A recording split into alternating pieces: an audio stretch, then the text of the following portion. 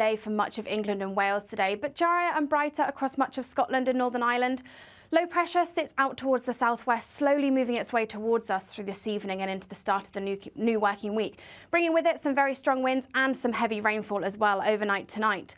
This rainfall turning to snow across the hills of Wales, parts of northern England as well, seeing some snowfall building up into the early hours of Monday morning, but a much milder night across the southwest. Drier, colder across parts of Northern Ireland and Scotland, perhaps as low as -6 or -8 into the start of Monday. So a dry, crisp but bright start across Scotland and Northern Ireland. Snow showers pushing in along those eastern coasts, perhaps bringing some icy stretches through Monday morning. And rainfall totals across the southwest, bringing some travel disruption during the morning rush hour. Rain continues across much of the southern half of the UK, with some snow across the highlands of the Pennines and parts of North Wales as well. A mild day across the southwest, maybe 8 to 10 degrees, but still feeling cold despite the sunshine across Scotland and Northern Ireland. Tuesday starts another cloudy and damp day for much of England and Wales. Some snow showers across the Pennines again, but rain, sleet and hill snow gradually clearing its way towards the southeast as we go into Tuesday afternoon, with some brighter spells developing in the west. Northern Ireland and Scotland seeing the best of the sunshine, but continuing to stay cold and sunny for all of us on Wednesday, before further wet and windy weather arrives on Thursday. Looks like things are heating up. Boxed boilers, sponsors of weather on GB News.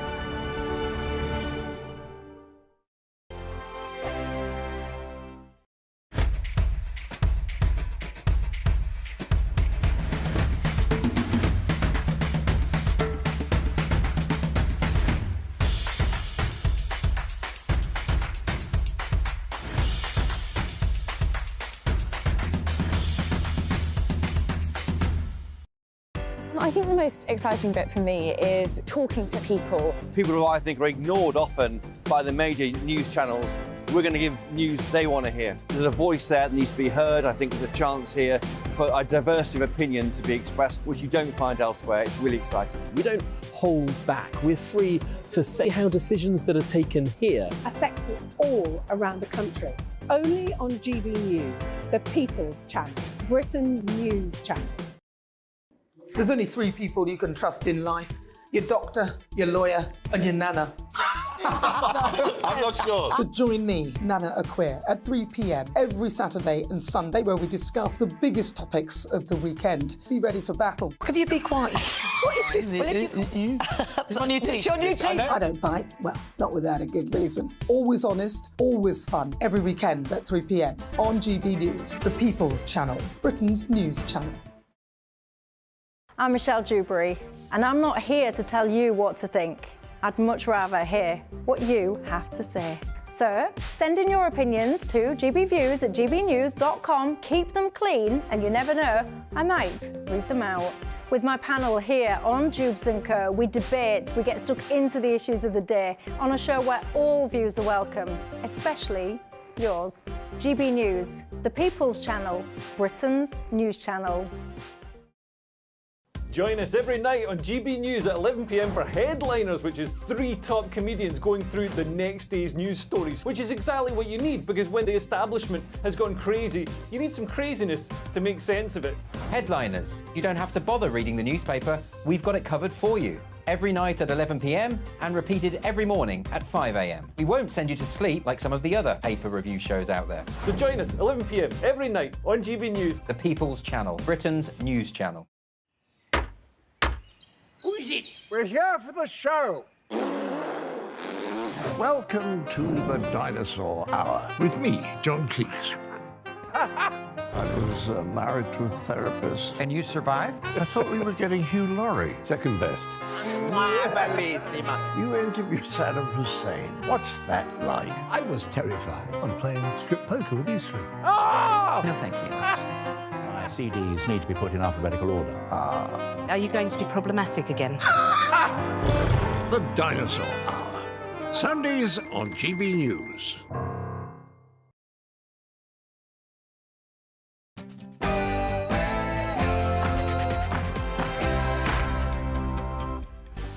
It's 9 o'clock on television, on radio and online in the United Kingdom and across the world. This is Mark Dolan Tonight. I'm Leo Kirst, in for Mark, who's off with a family bereavement, unfortunately. All of us at GB News are sending love and prayers to Mark and his family. Coming up this hour, In a shocking new development, it's been reported that Whitehall civil servants are trying to block the Rwanda plan. When did policing our borders become so controversial? More on this national scandal shortly. Our Mark Meets guest survived a harrowing hostage ordeal in 1976 after a plane he was travelling on was hijacked by Palestinian terrorists. Benny Davidson joins us to tell his story live from Israel. And in the big story, should King Charles strip the Sussexes of their royal titles? I'll be joined in the studio by fearless royal commentator Angela Levin. And the silence from the Sussexes over the royal race allegations is deafening. Harry needs to speak out and defend his dad and fast, because if not, there's no way back for the prodigal prince.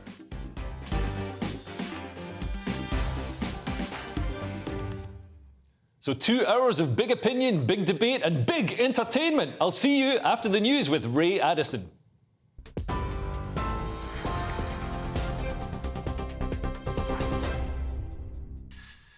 Thanks, Leo. Good evening. Here's the latest from the GB newsroom. 1,500 properties in Cumbria are still without electricity after heavy snow caused power cuts. Electricity North West says that repairs are continuing following significant damage to the network, with engineers battling treacherous conditions.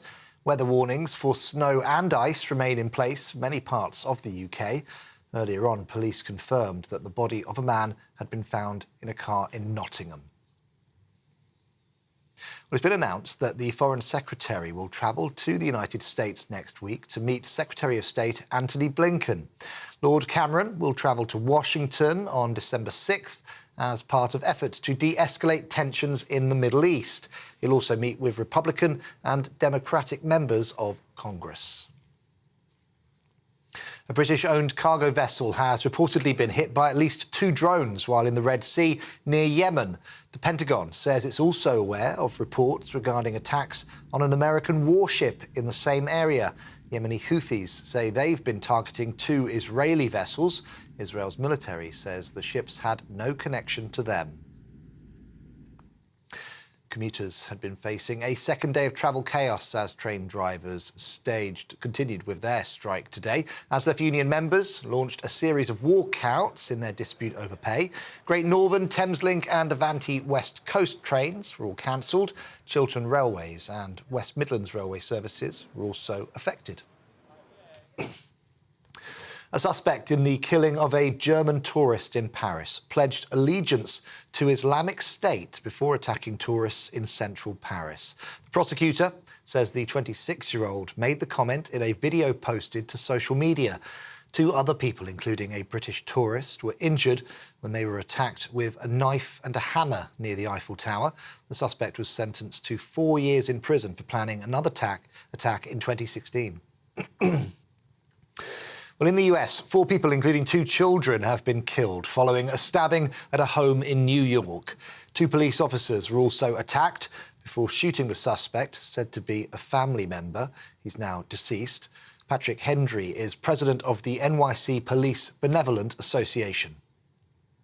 This scene was chaos, multiple victims, a house on fire, and a madman on a rampage, on a mission.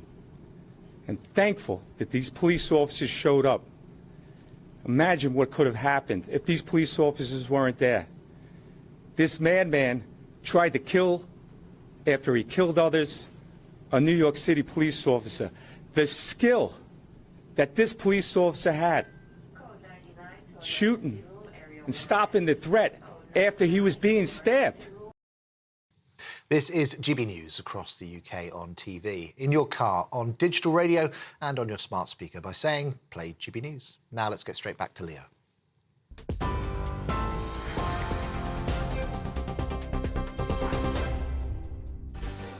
Thank you, Ray. Welcome to Mark Dolan Tonight with me, Leo Kearse. In a shocking new development, it's been reported that Whitehall civil servants are trying to block the Rwanda plan. When did policing our borders become so controversial? More on this national scandal shortly. And in the big story, should King Charles strip the Sussexes of their royal titles? I'll be joined in the studio by fearless royal commentator Angela Levin. Our Mark Meets guest is a survivor of a hostage ordeal back in 1976 Benny Davidson joins us live from Israel to tell us his remarkable story. And coming up at 10, the silence from the Sussexes over royal race allegations is deafening. Harry needs to speak out and defend his dad, and fast, because if not, there's no way back for the prodigal prince. And as he praises Margaret Thatcher, could backing the Iron Lady be a vote winner for Keir Starmer? I'll be asking a woman who knew her well, former Government Minister Anne Widdecombe. And we've got tomorrow's front pages at 10:30 p.m. with 3 top pundits who haven't been told what to say and who don't follow the script. Tonight, we've got writer and broadcaster Emma Webb and former Labour MP Simon Danczuk. And joining us later on is the leader of UKIP, Neil Hamilton. And tonight I'll be asking the pundits, is the latest I'm a Celebrow the perfect storm for Nigel Farage to re-enter mainstream politics? And this show has a golden rule. We don't do boring, not on my watch. I just won't have it. So a big 2 hours to come. Let's crack on.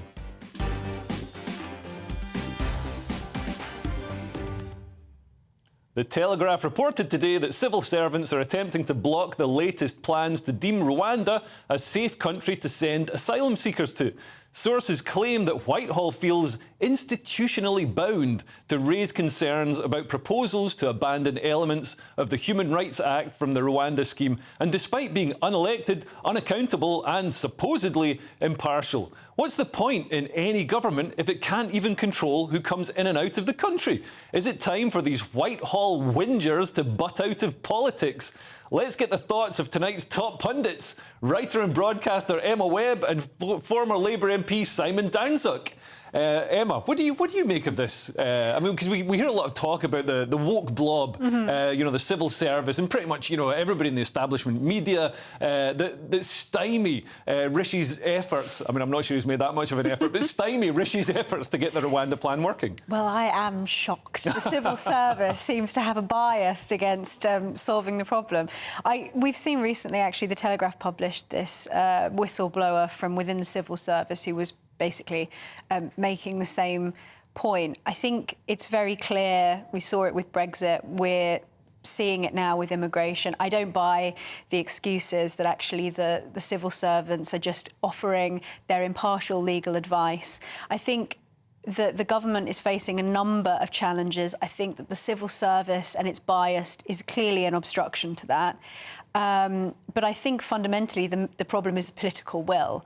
And the political will of the Conservative Party's leadership. I think if they really wanted to solve this, they could find a way to do it. They're not willing to take the steps and to take the risks in order to execute the will of the British people. That certainly seems to be the criticism that's coming from people like Suella Braverman. Yeah, and there are a lot of Conservative MPs who are pushing back against this and who are making the point that this is going to, and actually we're already seeing it is, tanking the Conservatives in the polls. And that they need to execute the will of the British people. And I think there's a problem within the civil service of, and obviously this isn't all civil servants, but certainly there are some who are politicised. And I think there is a concern that they are not behaving as civil servants. They are not doing their sort of duty to serve the government and implement the government's policies and being impartial. And I think that is a real concern of the British public that the government should probably investigate. Simon, do you think this is fair? Because I mean, the civil service are really there to provide ballast in the ship, to stop it being veered too far off course by different political parties. Yeah, but I think what we're seeing, and Sue Gray is a perfect example of this, is that there is a bias within the civil service which favours Labour rather than the Conservatives. So when you have a Conservative government, it's harder for them to enact their legislation, even though they've won by a big majority and the public are clearly behind them, particularly on the Rwanda policy. Yeah. I think we inevitably have to move towards a more American style of civil service where we have senior political appointees put in place to run departments. We can't carry on with the situation as we've currently got. And the Home Office is a particular case in point. It's not fit for purpose.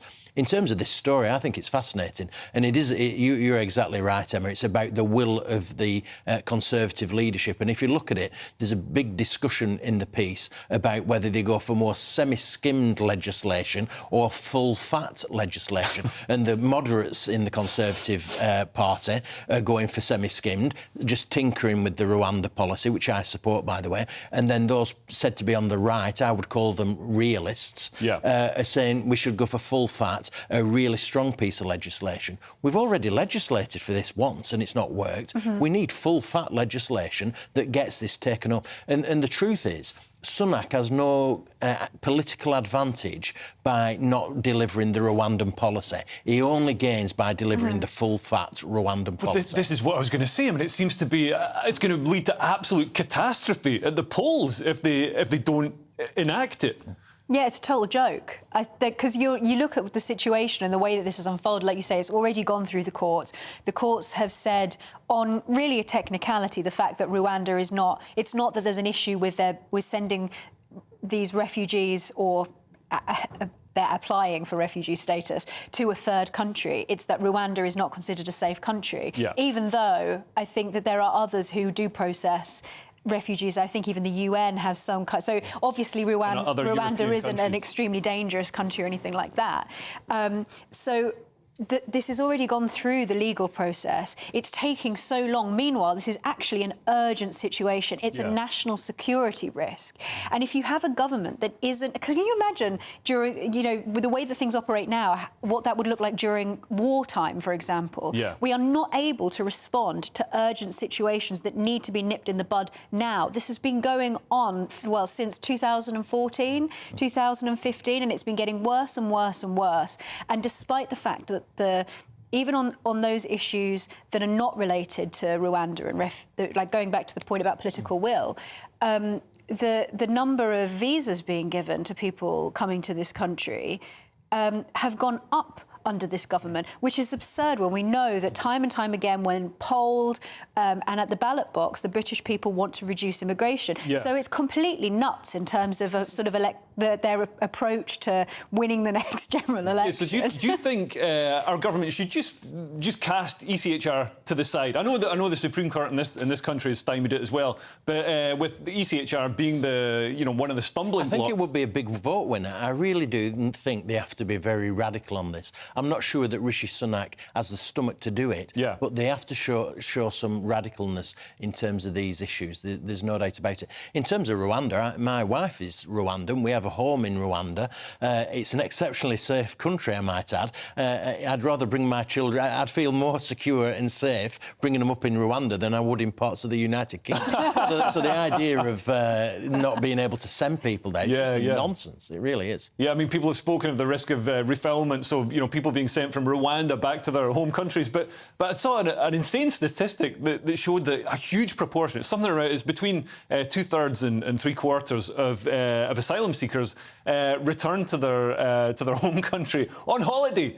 And it's like, if it's so dangerous, if you can't go back there, why are you going there on holiday? It's almost as if the asylum system isn't fit for purpose and is being gamed by people who just want to come here as migrants. But this is the thing. We know that there are people who are taking the mick. We know it. We even see there was a video going on social media today of somebody who'd been put up, I think, in a hotel, making it rain with the money he was earning on his side hustle whilst being put up at the taxpayer's expense. And we've got children who are British citizens.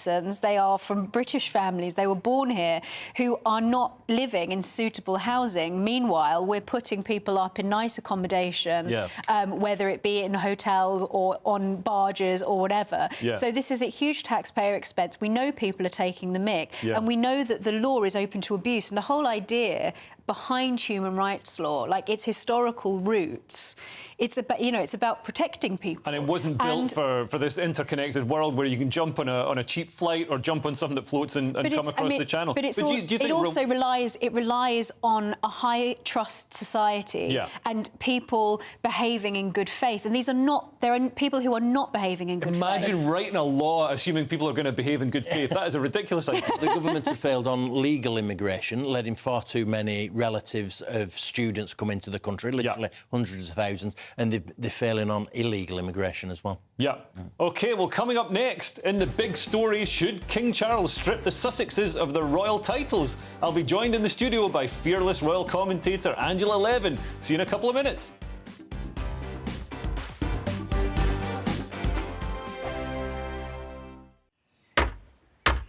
Who is it? We're here for the show. Welcome to the Dinosaur Hour with me, John Cleese. I was married to a therapist. And you survived? I thought we were getting Hugh Laurie. Second best.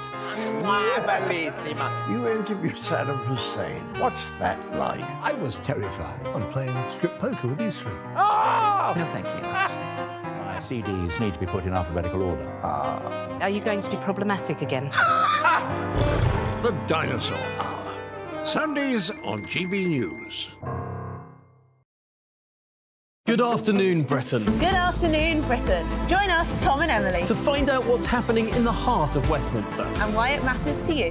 Weekdays from midday, we bring you the most compelling stories from across the United Kingdom. And from your doorstep to our inbox, That's right, we want to hear from you, GB News. Britain's news channel. I think the most exciting bit for me is talking to people. People who I think are ignored often by the major news channels.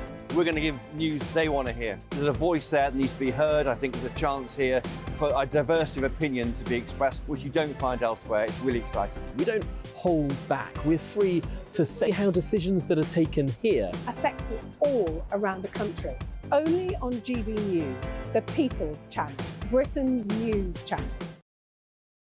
Join us every night on GB News at 11 p.m. for Headliners, which is 3 top comedians going through the next day's news stories, which is exactly what you need, because when the establishment has gone crazy, you need some craziness to make sense of it.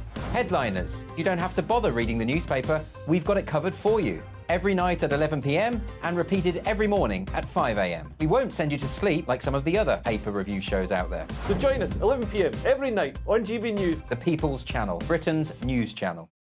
Tired of the usual focus-tested, pre-prepared Westminster runaround? Well, so am I. So you want higher taxes? Is your department to blame for this? Are you rethinking this policy? Every Sunday at 9:30, I'll be sitting down with those in power to get the truth about the issues affecting you. Let's be honest, we've known about the cost pressures of this project for years, not months. That's the Camilla Tominey Show, a politics show with personality. On GB News, the People's Channel, Britain's news channel. There's only 3 people you can trust in life. Your doctor, your lawyer, and your nana. I'm not sure. So join me, Nana Aquare, at 3 p.m. every Saturday and Sunday, where we discuss the biggest topics of the weekend. Be ready for battle. Could you be quiet? What is this? It's my new It's teeth. your new teeth. I don't bite. Well, not without a good reason. Always honest, always fun. Every weekend at 3 p.m. on GB News, the People's Channel, Britain's news channel.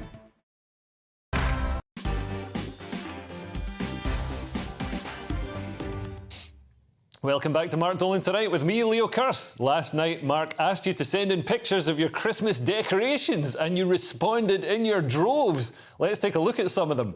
First up, we have Jane from Bromsgrove, who's sent in her beautiful tree in the conservatory. It's nice to see somebody with a conservatory, and yeah, that looks amazing. I like the nice warm yellow tint that those lights give it, and those classic baubles. Lovely. Next up, we have Elaine's tree. Lots of wonderful colour there. She's got stuff on the walls as well. Oh no, that's the wallpaper. But I do like how it's almost like a Ukrainian sniper blending in with that wallpaper. But no, what a beautiful tree. And I'm sure there are no snipers hiding in it. And finally, Rhiannon has sent in an adorable picture of her dog wrapped in tinsel. I mean, I'm really hoping your dog isn't going to eat that tinsel. One of my mate's dogs ate a cassette tape once, and it was very difficult to spool it out. We couldn't use a biro. We had to actually get a vet and wrap the tape round him and then twist him. But thank you so much for sending those in. We'll get to more of those shortly. It's time now for the big story, and while my pundits will soon be giving their 2 cents on the recent pandemonium in the palace, the Sun newspaper are reporting that the King may consider stripping the Sussexes of their royal titles. Is this a worthy sanction after these unfounded allegations about the King and the Princess of Wales emerged this week? Well, let's get the views of fearless royal author and biographer Angela Levin. Angela, what do you make of this, the royal racism row? Do you think it was a publicity stunt to sell more copies of this book? Well, I'm sure it was one thing that they'd set up. It was either a publicity stunt or they wanted to be absolutely as nasty as possible. Right. And I think that I've been waiting. I think if Harry and also Meghan don't actually threaten to sue the author, then there's something really wrong, because that means they've accepted it, they might even like it, and it is just appalling. And have they come out and spoken out in defence of King Charles? They haven't said a word. You know, they're being rather, they're copying the royals. They can't bear it when the royals don't speak. Yeah. And now they're not saying a word. But so they've chosen this one time, to keep their mouths shut and say nothing. Yes. And just leave King Charles hung out to dry. Because he was pictured, he's at COP28, yes, lecturing us all on how to reduce our carbon footprint while he flies around in a private jet. I'm not having a go at him for that. But he looked stressed and he looked worried, and apparently the reports that his doctor had been by his side all week.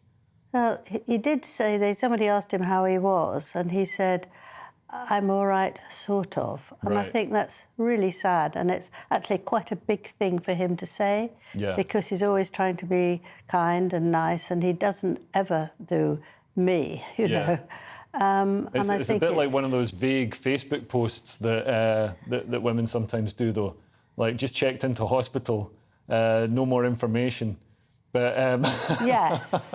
Well, you can't expect him to say too much. But any adult would see what sort of pain he would have. I mean, it is just horrible. And it gets worse and worse and worse. And there seems to be no end of it. You know, interviews, Harry writing a book, now this second book from COVID, and then Meghan's going to do one.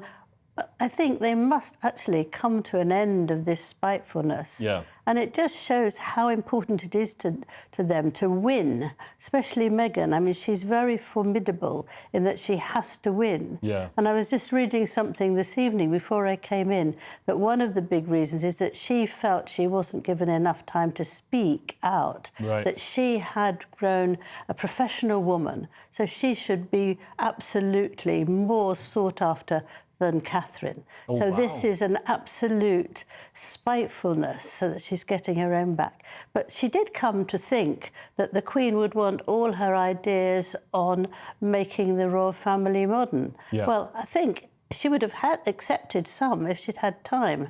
You know, if you change your country, you change what you're doing, you come to such an extraordinary family, you need at least 2 years, I would think, to get used to them and get used to their ways.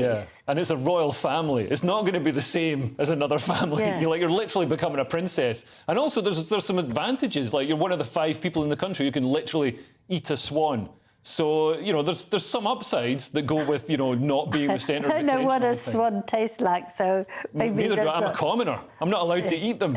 But, I see. But I think the royals can eat them. I might be wrong in that. I'm not an expert. Yes. Can they? You're an expert. Can they? Well, I haven't got that bit yet. I don't understand about that. No.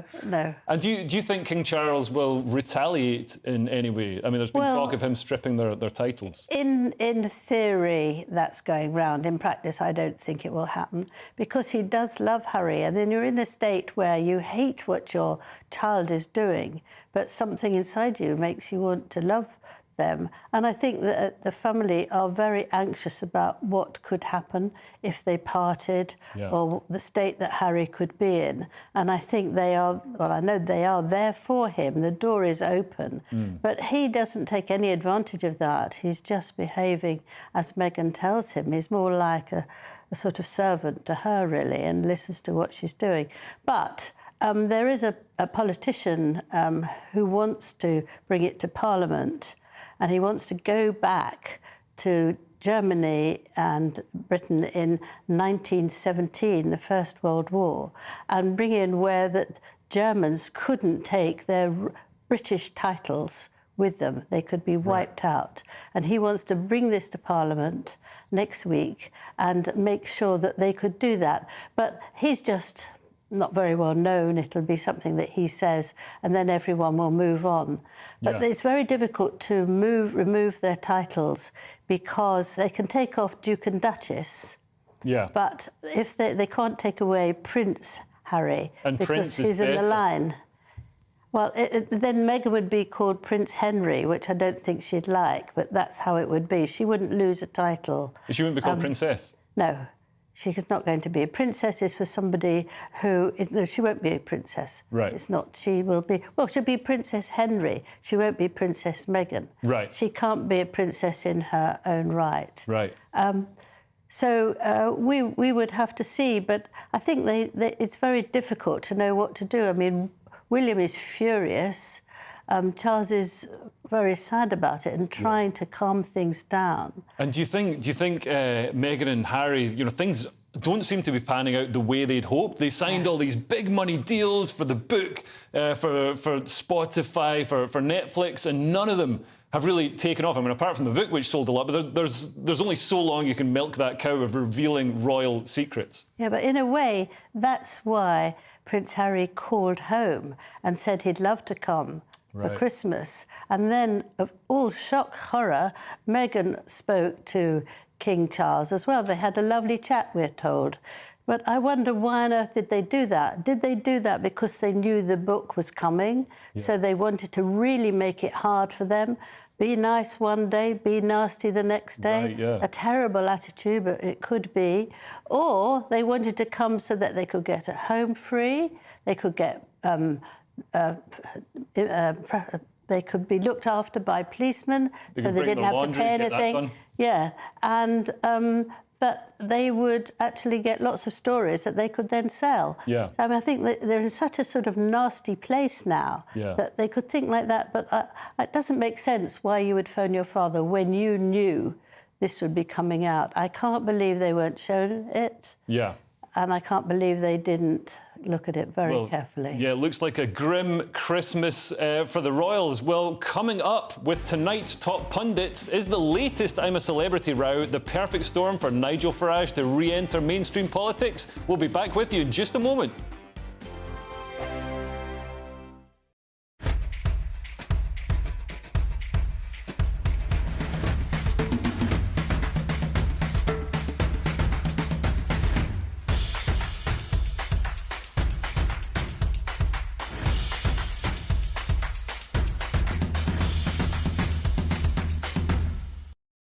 I think the most exciting bit for me is talking to people. People who I think are ignored often by the major news channels. We're going to give news they want to hear. There's a voice there that needs to be heard. I think there's a chance here for a diversity of opinion to be expressed, which you don't find elsewhere. It's really exciting. We don't hold back. We're free to say how decisions that are taken here affect us all around the country. Only on GB News, the People's Channel, Britain's news channel. There's only 3 people you can trust in life. Your doctor, your lawyer, and your nana. I'm not sure. So join me, Nana Aquare, at 3 p.m. every Saturday and Sunday, where we discuss the biggest topics of the weekend. Be ready for battle. Could you be quiet? What is this? It's my new teeth. It's your new teeth. I don't bite. Well, not without a good reason. Always honest, always fun. Every weekend at 3 p.m. on GB News, the People's Channel, Britain's news channel. I'm Michelle Dewberry, and I'm not here to tell you what to think. I'd much rather hear what you have to say. So send in your opinions to gbviews@gbnews.com. Keep them clean, and you never know, I might read them out. With my panel here on Jubes & Co, we debate, we get stuck into the issues of the day on a show where all views are welcome, especially yours. GB News, the People's Channel, Britain's news channel. Join us every night on GB News at 11 p.m. for Headliners, which is 3 top comedians going through the next day's news stories, which is exactly what you need, because when the establishment has gone crazy, you need some craziness to make sense of it. Headliners. You don't have to bother reading the newspaper. We've got it covered for you. Every night at 11 p.m. and repeated every morning at 5 a.m. We won't send you to sleep like some of the other paper review shows out there. So join us 11 p.m. every night on GB News. The People's Channel, Britain's news channel. Who is it? We're here for the show. Welcome to the Dinosaur Hour with me, John Cleese. I was married to a therapist. And you survived? I thought we were getting Hugh Laurie. Second best. You interviewed Saddam Hussein. What's that like? I was terrified. I'm playing strip poker with you three. Oh! No, thank you. My CDs need to be put in alphabetical order. Are you going to be problematic again? The Dinosaur Hour. Sundays on GB News.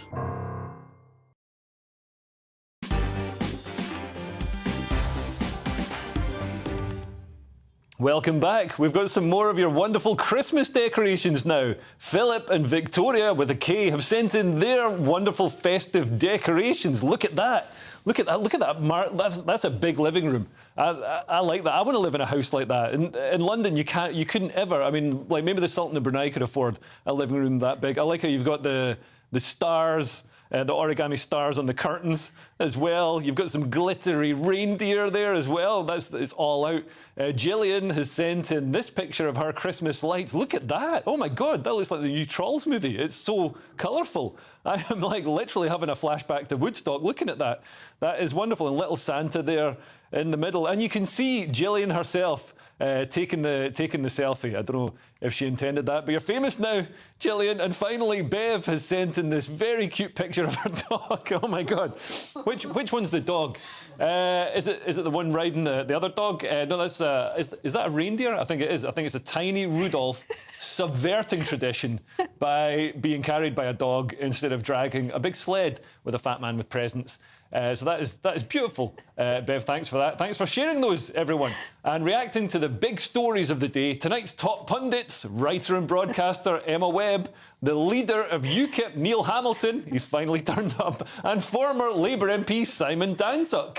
Now, whenever our very own Nigel Farage emerges from his little trip to Australia, he'll be returning back to Blighty to find a very different government to the one when he left. David Cameron has made a sensational return to the front bench as Foreign Secretary. The Prime Minister has lost confidence within his own party over his immigration policy, and Reform UK are instead climbing up the polls at a very fast rate. In today's Telegraph, Patrick O'Flynn branded Farage the comeback kid. So, is this set of circumstances actually the perfect storm for Nigel Farage to re-enter mainstream politics? Well, joining me now to talk about Nigel's prospects is the defence spokesman for Reform UK, Frederick Chedham. Now, let's get straight to it. Frederick, thanks for joining us. But yeah, what do you think of Nigel's... do you think Nigel's going to come back into politics when he comes back? Well, thank you, Leo. It's really nice to be here. Good to see you. Yeah, no, I think he will. I mean, why not? The country needs him, let's face it. He could walk, I think, into just about any party at the moment, be appraised with open arms. So, yes, he's going to get a big shock with that jungle with the events that have gone on. But I think he's ready with a lot of conviction for the fight ahead that will be there. And he will, I am sure, take reform to even greater heights than it's beginning to achieve. And Frederick, do you think he'll come back as part of Reform? Because there has been some talk of him actually joining the Tories and steering them back to success. Well, I can imagine if you were in Rishi Sunak's sitting room at the moment, he'd have Nigel there than some of his Tory colleagues, frankly. It'd be a lot more of an electoral asset for him. I'm confident from the conversations I've had in the leadership group and with Nigel that he's pretty minded that the Tories in their present form are a completely busted flush. And this isn't about playing politics for the sake of a personal reputation. It's about actually trying to do some conviction politics, force the Tories to go away, take a good long look at themselves, and then maybe come back at some point in the future. In the meantime, the Reform Party, with Nigel, and with Richard, with Ben, with Anne Widdecombe, and all the other great talent that is ready to take up the reins of such leadership or influence that we can manage and put this country where we want it to be. Well, I want to bring my panel in on this. So yeah, if we bring them up in the boxes, I mean, Neil, you seem like a perfect person to have an opinion on this. You know, being part of UKIP. I mean, what do you make of it? Do you think Nigel's going to come back and storm to victory as part of Reform? Well, Nigel's firmly ruled out coming back into politics as an active candidate. But come on, that's what politicians always say. Well, but Nigel's the conviction politician. What he says is what he means, and what he means is what he says. So he said just a few weeks ago that because of our ridiculous electoral system, first past the post, it's very, very difficult for a third party to break in with the big boys. And, you know, he stood 7 times for Parliament before, and even in UKIP in its real heyday back in 2015, 2016, and we weren't able to win any parliamentary seats apart from the ones held by Douglas Carswell and Mark Reckless, who defected to us from the Tories.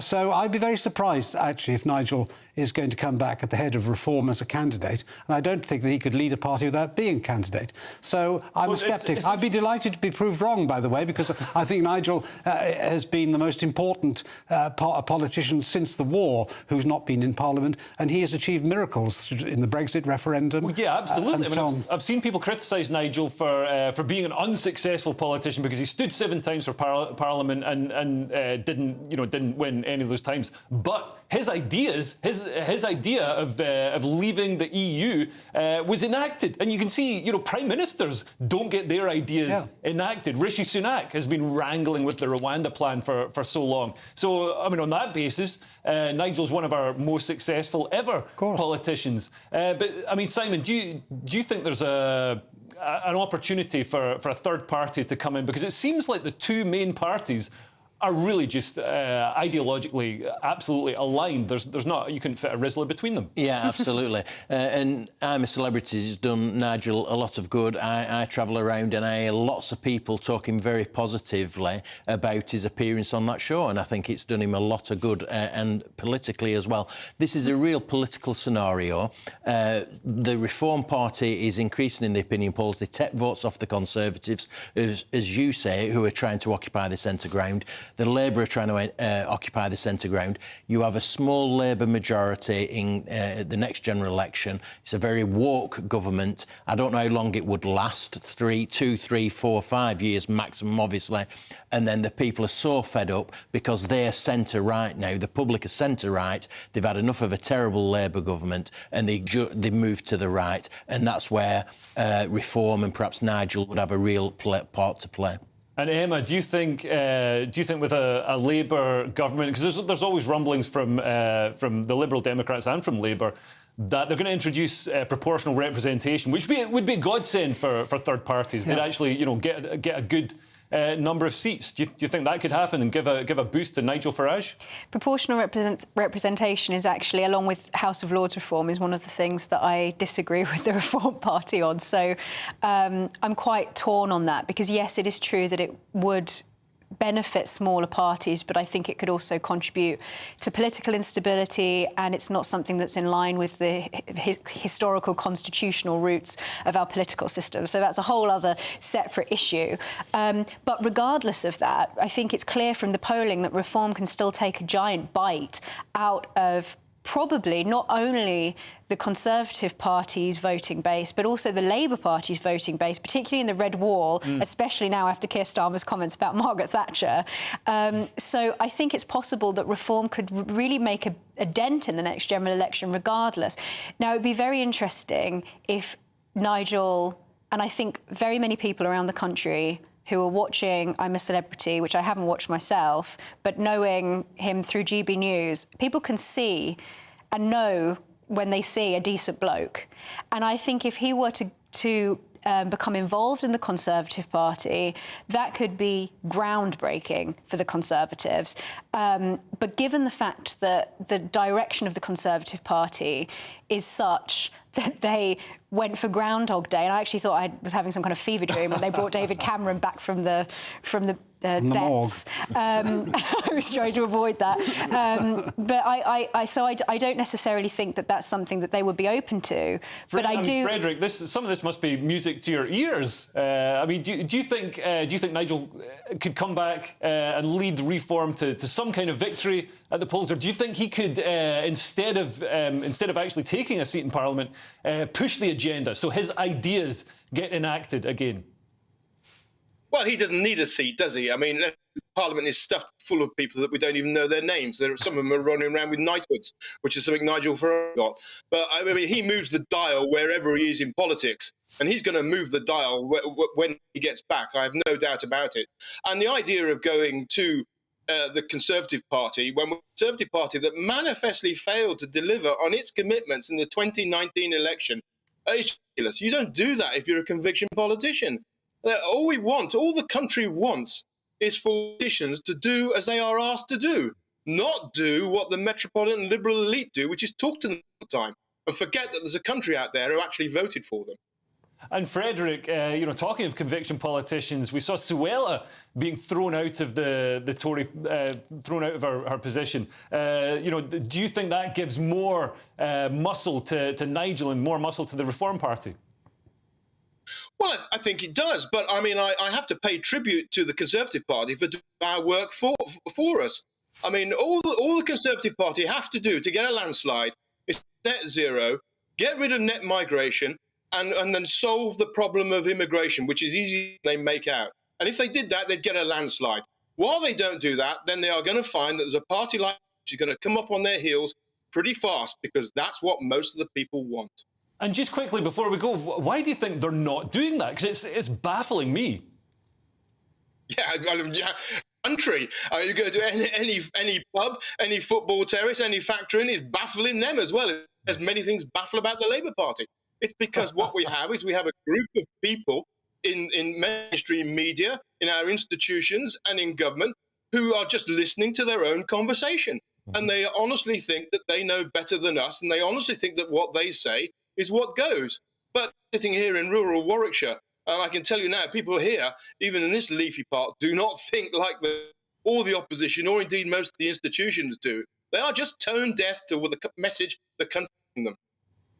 Frederick, thanks so much for joining us. That's Frederick Chedham, the defence spokesman for Reform UK. Now, coming up at 10, should Prince Harry come out in defence of his father? But first, our Mark Meets guest is Benny Davidson, a survivor of a hostage ordeal in 1976. He'll join us live from Israel. That's next, right after the weather. Don't go away. That warm feeling inside from Boxed Boilers, sponsors of weather on GB News. Good evening, welcome to your latest weather update from GB News. I'm Ellie Glazier. It's been a very cloudy and damp day for much of England and Wales today, but drier and brighter across much of Scotland and Northern Ireland. Low pressure sits out towards the southwest, slowly moving its way towards us through this evening and into the start of the new working week, bringing with it some very strong winds and some heavy rainfall as well overnight tonight. This rainfall turning to snow across the hills of Wales, parts of northern England as well, seeing some snowfall building up into the early hours of Monday morning, but a much milder night across the southwest.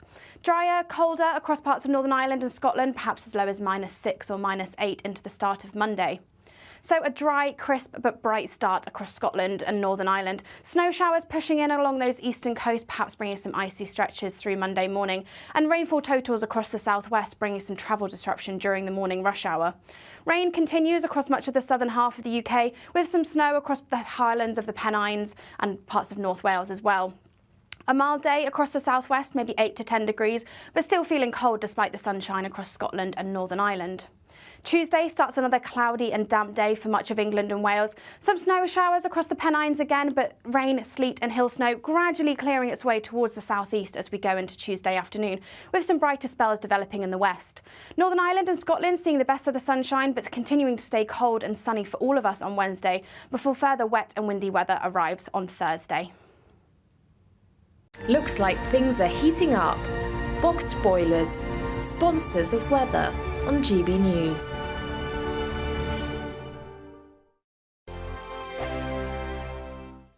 Your weekend starts here with Friday Night Live with me, Mark Dolan, 8 till 9 on GB News. Big stories, big guests and big laughs as we get you ready for a cracking weekend. That's Friday Night Live with Mark Dolan, Fridays 8 till 9 on GB News. Bring your own drinks, the admission's free. Wake up to the headlines with Headliners every morning at 5 a.m. We treat you to the day's biggest stories before anyone else, 7 days a week. You can catch up on everything you need to know before you've even had your kippers. Headliners every morning at 5 a.m, only on GB News, the People's Channel, Britain's news channel. In the GB Newsroom, we bring you the news as it happens. With our team of dedicated journalists across the UK, we're ready to give you accurate reporting every day. When the news breaks, we'll be there with bulletins on GB News, the People's Channel, Britain's news channel. Big news, big debates, big opinion. Patrick Christie's Tonight is the week's biggest show. Every weekday, 9 to 11 p.m, we've got the inside track on the day's top stories. There'll be sharp takes you won't get anywhere else. We will set the news agenda, not just follow it, and I want to bring you along for the ride. Whatever it is, we'll have our finger on the pulse. It's news, but it's this close to entertainment. Patrick Christie's Tonight, 9 till 11 p.m, only on GB News, the People's Channel, Britain's news channel.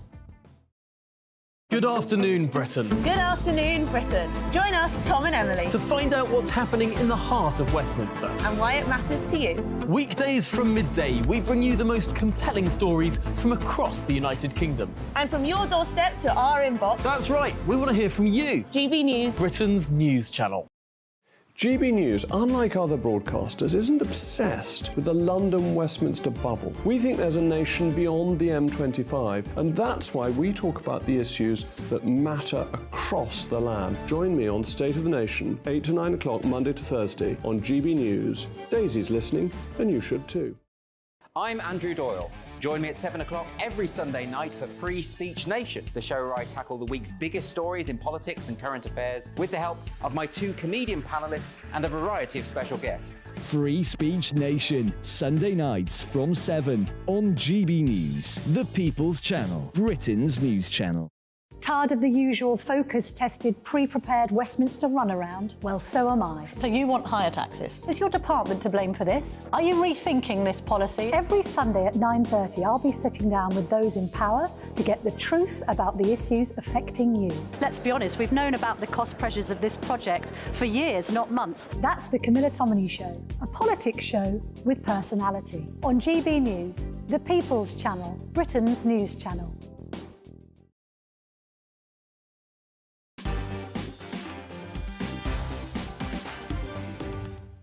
Welcome back to Mark Dolan Tonight with me, Leo Curse, and let's take a look at some more of your festive displays. Elizabeth from Manchester has sent us a picture of her outdoor decorations. Look at that, all lit up, looks great. We've got Santa and a couple of, I don't know if she's very tall or if they're little bushes. She could be 35 feet tall and just looming over that, but that's beautiful, very festive. Next up, we have Lana's Christmas tree. Wow, look at that. I don't believe that's a real Christmas tree. I think that's made from some sort of synthetic material because you don't get that colour of pine tree in the wild, but it looks amazing, very tall as well, and another beautiful living room. It almost looks like the one we looked at earlier. And finally, Karen has shared her very artistic Christmas display. Look at this, a bit different. I like that. It's like a Wes Anderson director's cut version of a Christmas tree with the baubles. It's a bit twiggy, and you've got the string of pearls going round, lovely. And what I like best about that is there are a couple of bottles of wine at the bottom, and they look like nice ones as well, because Christmas is time for nice things. So thank you again for sharing those pictures, and it's time now for this.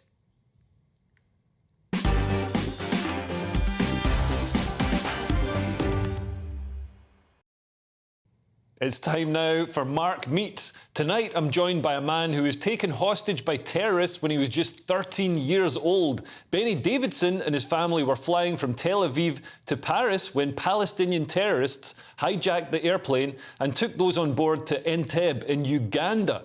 Benny has described what followed as a week-long ordeal which ended in a shootout between Israeli forces and the Palestinian terrorists. Tragically, 4 of the hostages lost their lives. Joining me now to tell us his truly remarkable story and to reflect on the current Israel-Hamas war is Benny Davidson. Benny, welcome to Mark Meets. Can you talk us through exactly what you and your family went through initially on that airplane? First of all, thank you and good evening to you. A few minutes after takeoff from Athens towards Paris, we heard a high-pitched shrill yell from a French stewardess. And some seconds after, on the left aisle, came a very pale, white French stewardess walking on the aisle towards coach class, and behind her was a German lady, not a lady, German terrorist woman, waving a grenade in one hand and holding a gun to her head, the stewardess' head. At the same time, her companion, a German terrorist male, broke into the cockpit and took over the plane. And at the same time, behind us, we're seated in four middle seats, roughly towards the end of the airplane, two Arabs, Palestinians, who boarded the plane in Athens in the layover there, jumped up and started running up and down the aisles, waving grenades and handguns, shouting, "This airplane is now kidnapped." Wow. So you can imagine that all hell broke loose with tears and yelling and shouting and drama. But at the same time, my father, who was sitting on the right aisle, took a very quick look to the left. My mother was sitting next to him. I was sitting next to her, and my older brother, Ron, was sitting next to me on the left aisle. And my father just gave a very, very short command. Sit low in your seats. If a gun blasts off, you're not getting hurt by a bullet. So although all hell broke loose and it's a completely uncontrolled situation, to some extent, I felt, I wouldn't say safe, but I felt that my father and mother knows what's to be done and gave a very short command. A few minutes after, the terrorists demanded to collect all IDs and passports and flight tickets and whatever. And my father found in his wallet his Israeli Air Force entry to the base. My father was a colonel in the Israeli Air Force, an active combat navigator. Now, that's a piece of information that you don't want terrorists to know, that there is a high-ranking officer of the Israeli Air Force on the airplane. So instead of becoming hysterical, he tore it to four pieces, distributed between the four of us. We each continued to tear it to smaller pieces, put it in our mouth, turning it into a small paper balls, and throwing it into a soft drink can in the seat in front of us. And thus, in a few minutes, we became culprits and, eliminating evidence. So those small things were actually prolonged during the whole of that week by maintaining small gestures and routines and daily chores like collecting books and building a library, or playing backgammon or chess, or playing with your friends, albeit that you're guarded by 10 killing terrorists and over 100 combat, fully dressed up head to toe with AK-47 Ugandan soldiers. And last but not least, the huge Idi Amin, which is frightening by itself. So there are certainly lots of moments of terror and drama that can scar you. But those daily chores and activities, which I also hear from the hostages that are coming back now from Hamas, that they manage to implement some kind of a daily routine, is a great mask not to be traumatized a lot. Now, I'm not comparing 76 to 2023. We'll get to that, I'm sure, because the situation now is much more severe. But that's in a nutshell. And were there any lingering effects? I mean, you spoke or wrote about the guilt you felt about some of the people that died. The man who led the rescue mission, Yoni Netanyahu, he was shot and killed by the terrorists. So, I mean, would you have any advice on how to deal with the sort of survivor's guilt? Well, it's true, Thurs, that the only thing that was a burden, I would say, on my shoulders for 40 years, I couldn't go up to Mountain Herzl, where he's buried and the great of the nation are buried, because I felt guilt of his death, that because of me, it's a little megalomaniac, right? But because of us, Israel lost a great combatant and a great potential leader, and Surian Hershko is a paratrooper who got paraplegic. He was very seriously injured in that operation. So I took it upon myself. But then on the 40th anniversary of Entebbe, I first spoke in public, actually in Philadelphia, in Yoni's childhood neighborhood. I was invited. And I didn't know what I'm going to say. And between my seat and the podium, I walked for like 10 meters. And I thought, what am I going to tell them? And it suddenly dawned on me that Yoni died for us and not because of us. That was his job. And I told the story, and I saw the reaction of the audience, and they were very moved and very inspired. And ever since, I'm roaming the world in Israel and telling that story, not just about the IDF heroism and the Israeli then government that was very brave to take such a difficult, extremely difficult decision. They sent 220 combatants to rescue 105 hostages. They could have lost the 220 and the 105. Yeah. It succeeded, except for the 4 hostages that died, and of course, Yoni. But moreover, I'm speaking a lot to the audience about the resilience that was built and inscribed in me during that week. And 1 week, or actually 10 days after we landed in Israel in 4th of July of 76, on 14th of July, we took off again, this time on a direct flight, this time with El Al and not with Air France. But we flew to New York, and then for a whole month spent the same bar mitzvah trip that was planned originally to the letter. That's amazing. So your parents took you on the holiday that you were originally going on when you were kidnapped by the terrorists. I mean, that is a fantastic example of resilience. And thank you so much for joining us, Benny Davis. And we unfortunately have to end it there. But what an amazing story. Coming up in the 10 o'clock hour, tomorrow's papers hot off the press with live reaction from tonight's top pundits. And the silence from the Sussexes over the royal race allegations is deafening. See you in a couple of minutes. Who is it? We're here for the show. Welcome to the Dinosaur Hour with me, John Cleese. I was married to a therapist. And you survived? I thought we were getting Hugh Laurie. Second best. You interviewed Saddam Hussein. What's that like? I was terrified. I'm playing strip poker with you three. Oh! No, thank you. My CDs need to be put in alphabetical order. Are you going to be problematic again? The Dinosaur Hour. Sundays on GB News. Good afternoon, Britain. Good afternoon, Britain. Join us, Tom and Emily, To find out what's happening in the heart of Westminster. and why it matters to you. Weekdays from midday, we bring you the most compelling stories from across the United Kingdom. And from your doorstep to our inbox. That's right, we want to hear from you. GB News, Britain's news channel.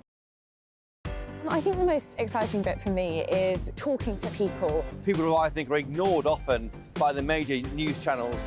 We're going to give news they want to hear. There's a voice there that needs to be heard. I think there's a chance here for a diversity of opinion to be expressed, which you don't find elsewhere. It's really exciting. We don't hold back. We're free to say how decisions that are taken here Affects us all around the country. Only on GB News, the People's Channel, Britain's news channel. Join us every night on GB News at 11 p.m. for Headliners, which is 3 top comedians going through the next day's news stories, which is exactly what you need, because when the establishment has gone crazy, you need some craziness to make sense of it. Headliners. You don't have to bother reading the newspaper. We've got it covered for you. Every night at 11 p.m. and repeated every morning at 5 a.m. We won't send you to sleep like some of the other paper review shows out there. So join us 11 p.m. every night on GB News. The People's Channel, Britain's news channel.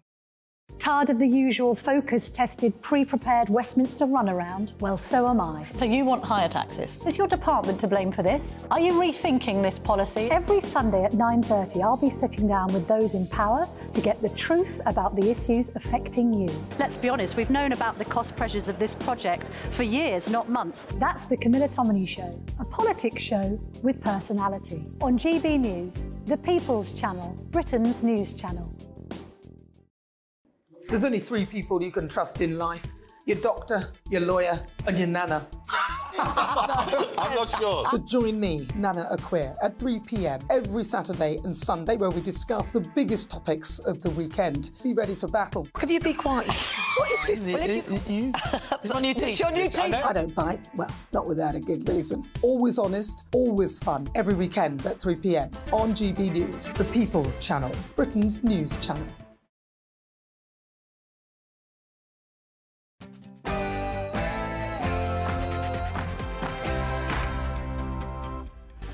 It's 10 o'clock on television, on radio and online in the United Kingdom and across the world. This is Mark Dolan Tonight. I'm Leo Kerr stepping in for Mark, who unfortunately has had a family bereavement. All of us at GB News are sending love and prayers to Mark and his family. Coming up, the silence from the Sussexes over the royal race allegations is deafening. Harry needs to speak out and defend his dad, and fast, because if not, there's no way back for the prodigal prince. As he praises Margaret Thatcher, could backing the Iron Lady be a vote winner for Keir Starmer? I'll be asking a woman who knew her well, former Government Minister Anne Widdecombe. Plus, tomorrow's newspaper front pages and live reaction in the studio from tonight's top pundits. It's a packed show, lots to get through, but first, the news with Ray Addison.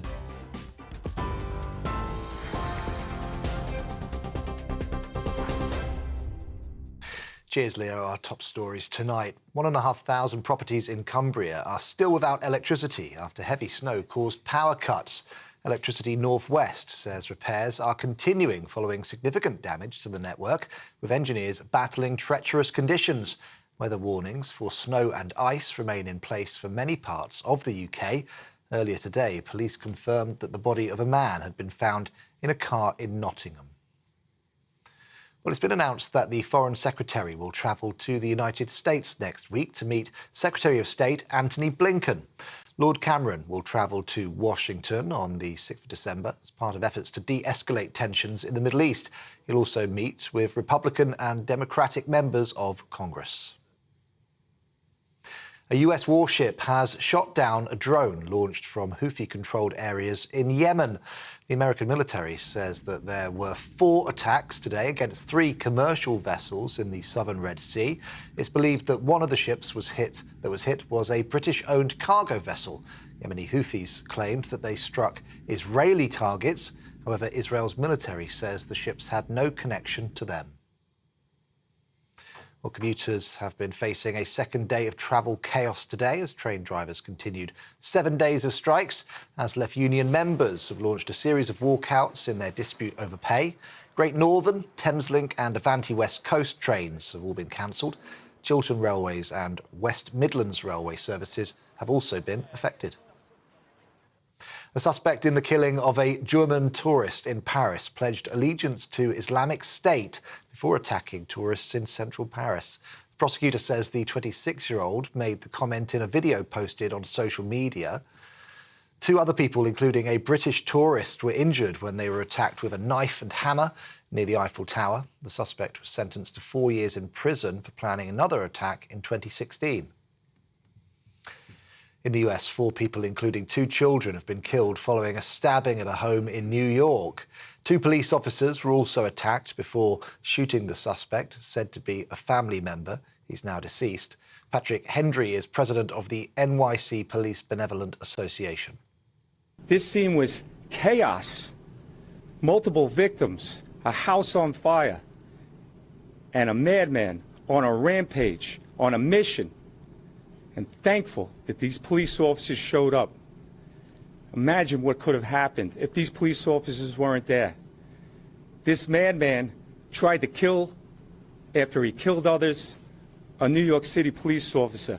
The skill that this police officer had, shooting and stopping the threat after he was being stabbed. This is GB News across the UK on TV, in your car, on digital radio and on your smart speaker by saying, play GB News. Now let's get back to Leo.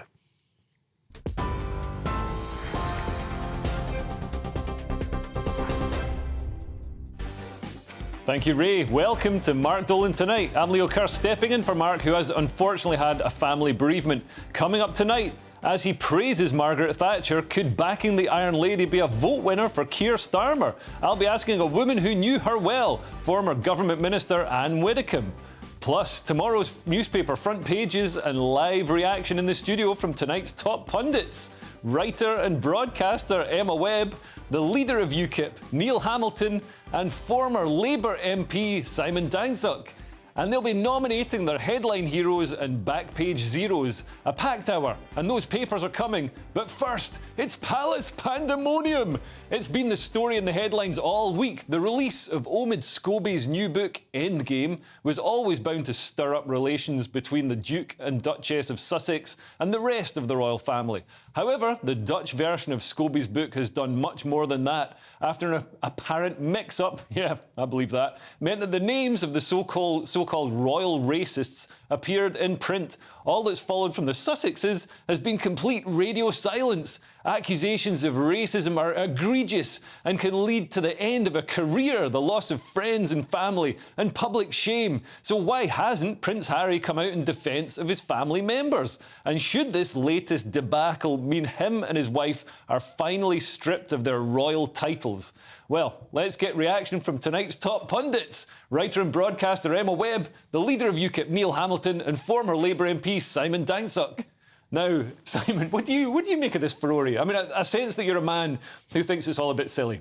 Well, I think we should strip them of their titles. I think there are parallels with Edward VIII abdication. In some ways, Harry is a similar sort of character to him. Yeah. And this is just going on and on and on. And I'm a great supporter of the royal family, but I think it's about time that we move them away from the UK. They clearly don't want anything to do with Britain in any sophisticated way. Take the titles off them and cut them adrift, is my view. And maybe the mayor of Los Angeles can give them new titles, Neil. I mean, do you think, going back to the original claims, I mean, do you think the speculation over the skin colour, hair colour, whatever else of a baby, do you think that's racist? Because it seems to be. Of course not. Of course it's not racist. I mean, which family does not have discussions of this kind? You might as well have had a discussion about whether the baby's going to have red hair from Harry.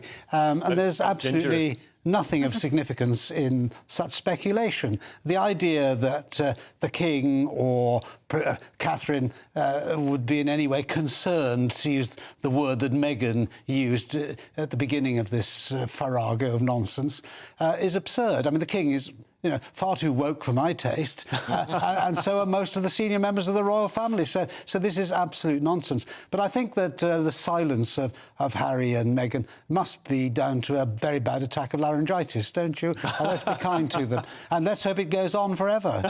Well, this is the thing, Emma. I've never seen them shut up for this long. Yes, suddenly they've taken on the policy of don't complain, don't explain, and following the Queen's lead.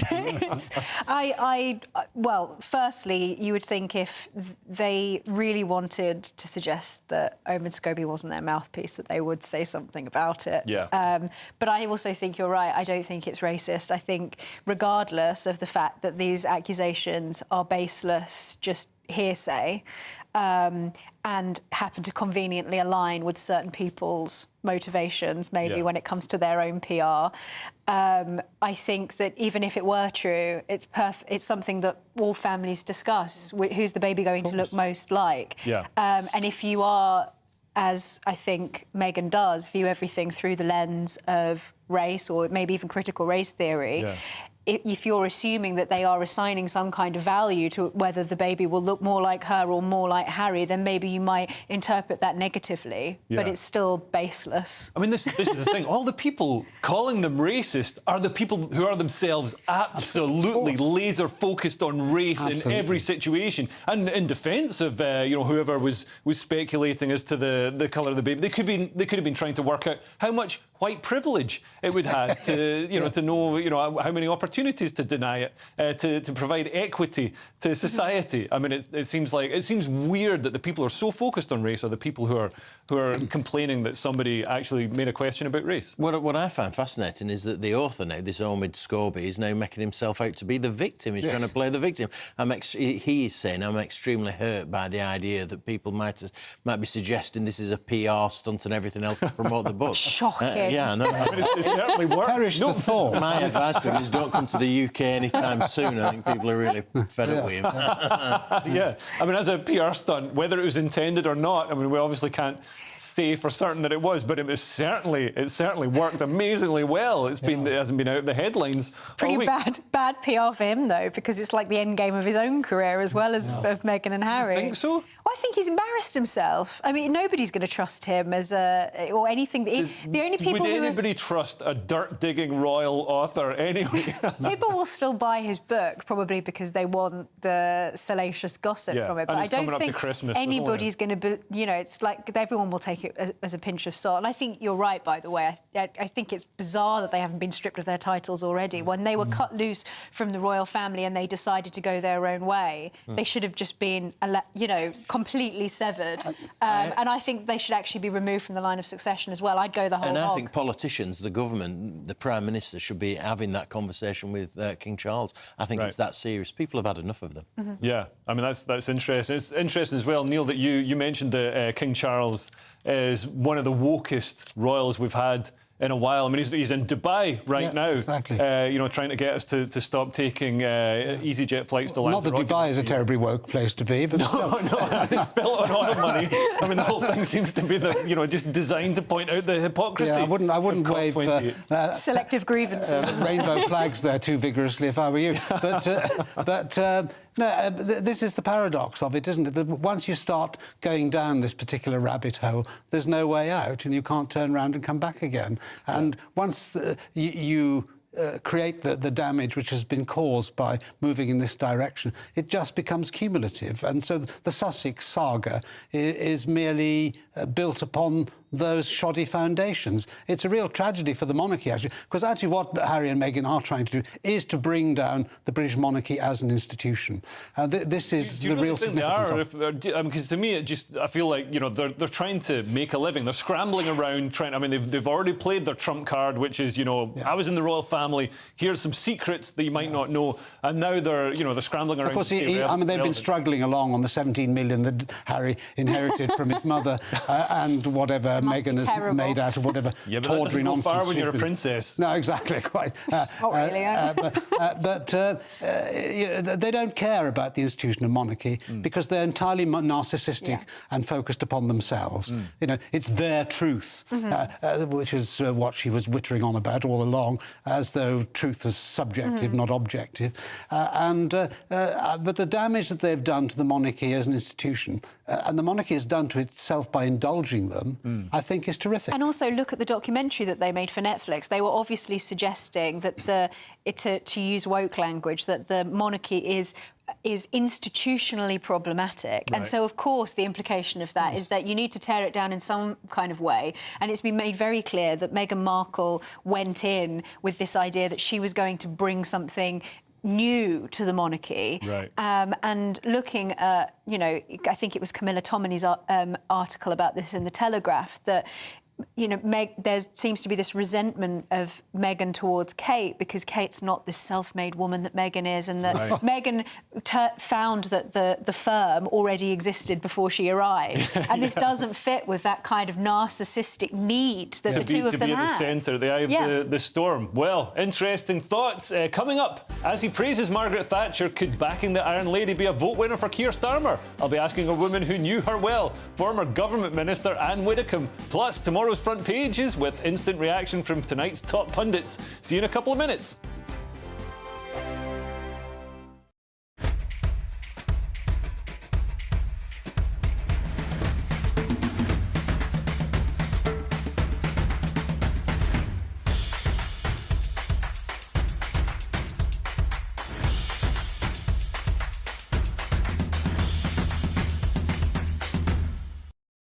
I think the most exciting bit for me is talking to people. People who I think are ignored often by the major news channels.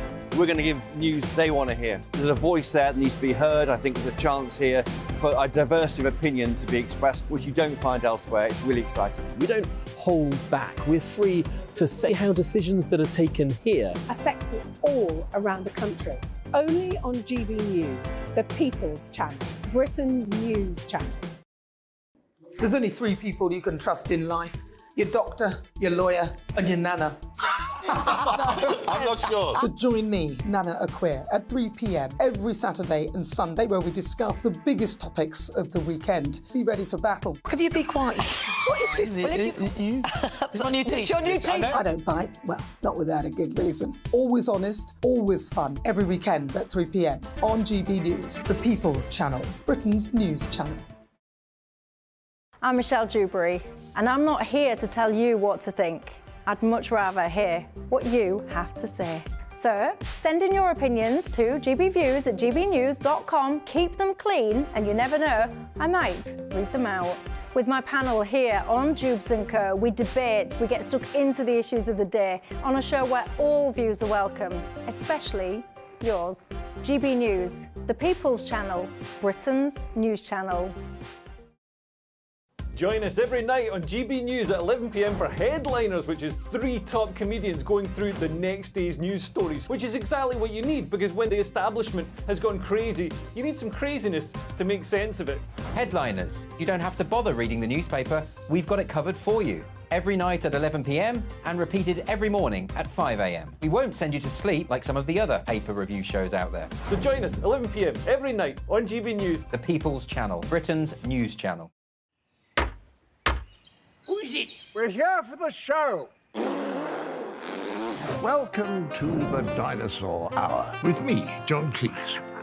I was married to a therapist. And you survived? I thought we were getting Hugh Laurie. Second best.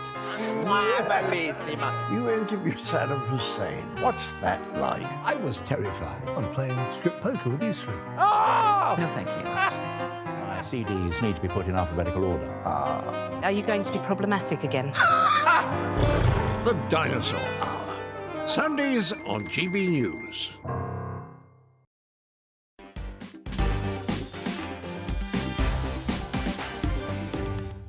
Welcome back to Mark Dolan Tonight with me, Leo Curse. Time now to take a look at more of your Christmas decorations. First up, we have this picture sent in from Jeff and Barbara in Knutsford. That's wonderful. You've got a little Christmas tree there on the left, and you've got a reindeer, some kind of pink elf, and an assortment of people from Narnia, it looks like, on the bottom. I love that. That's beautiful. Very, very unique. Next, we've got Rachel, who sent in this lovely picture of her tree. Another massive tree. These are amazing trees we're seeing. Lots of tinsel, lots of lights. That's what we like to see. Beautiful stuff, Rachel. And finally, Claire has sent us a picture of her lovely Christmas wreath. Look at that. That looks real.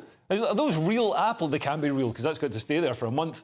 But yeah, if I was walking past and I'd had a few pints, I might try and eat some of that. Probably one of the pine cones. Anyway, thanks for sending that. And Claire, that's wonderful. And so Keir Starmer has gotten himself into a muddle in the last 24 hours after writing a piece in The Telegraph which praises the late, great, but slightly divisive, especially amongst Labour Party members, former Prime Minister Margaret Thatcher in an apparent bid to woo disillusioned Tory voters, and there's a lot of them. The Labour leader, alongside laudations of Labour icons Tony Blair and Clement Attlee, wrote that Mrs Thatcher delivered meaningful change and set loose Britain's natural entrepreneurialism.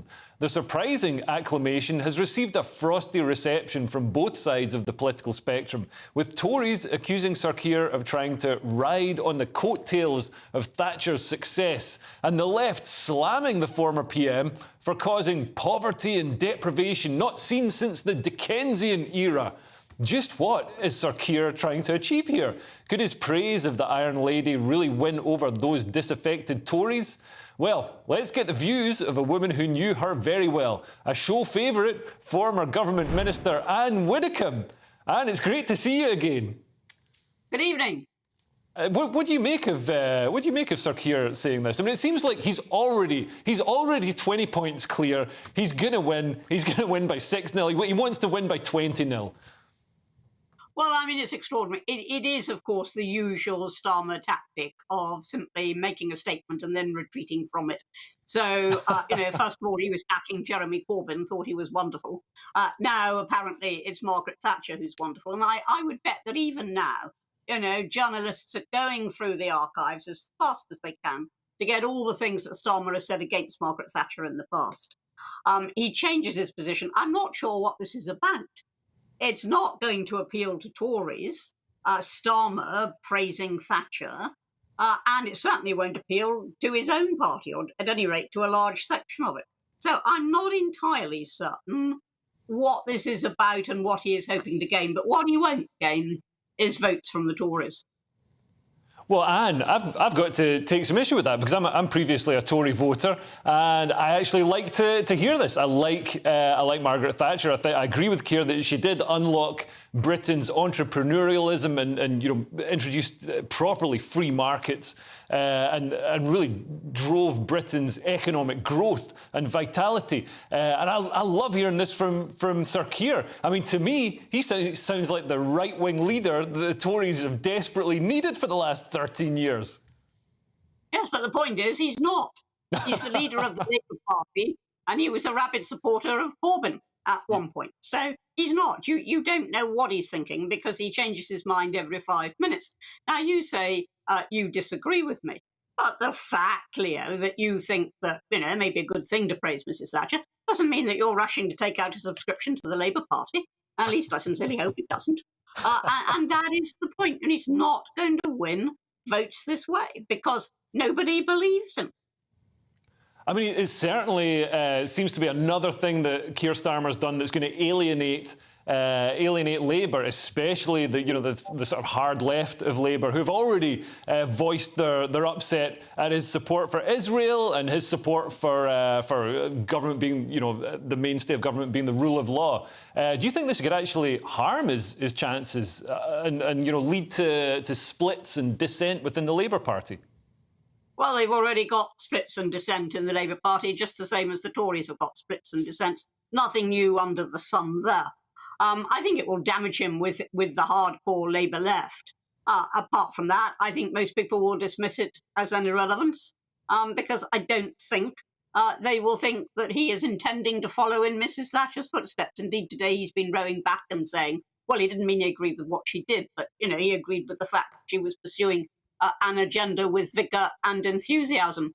But it seems to me that when he does say anything that is right, such as support for Israel, such as recognising at the very least that Thatcher had an agenda which she pursued and delivered, whenever he does something that's right, immediately his party gang up on him and decry it. Well, that tells you all you need to know about the prospect of a Labour government. And, what's interesting is polls are currently showing that the public trust Labour more on immigration. I mean, considering the Tories are supposed to be the party of law and order, strong economy and controlled immigration, does this surprise you? Oh, it doesn't surprise me that voters no longer trust the Tories. It amazes me that they trust Labour, because Labour haven't produced a single policy in all of this time.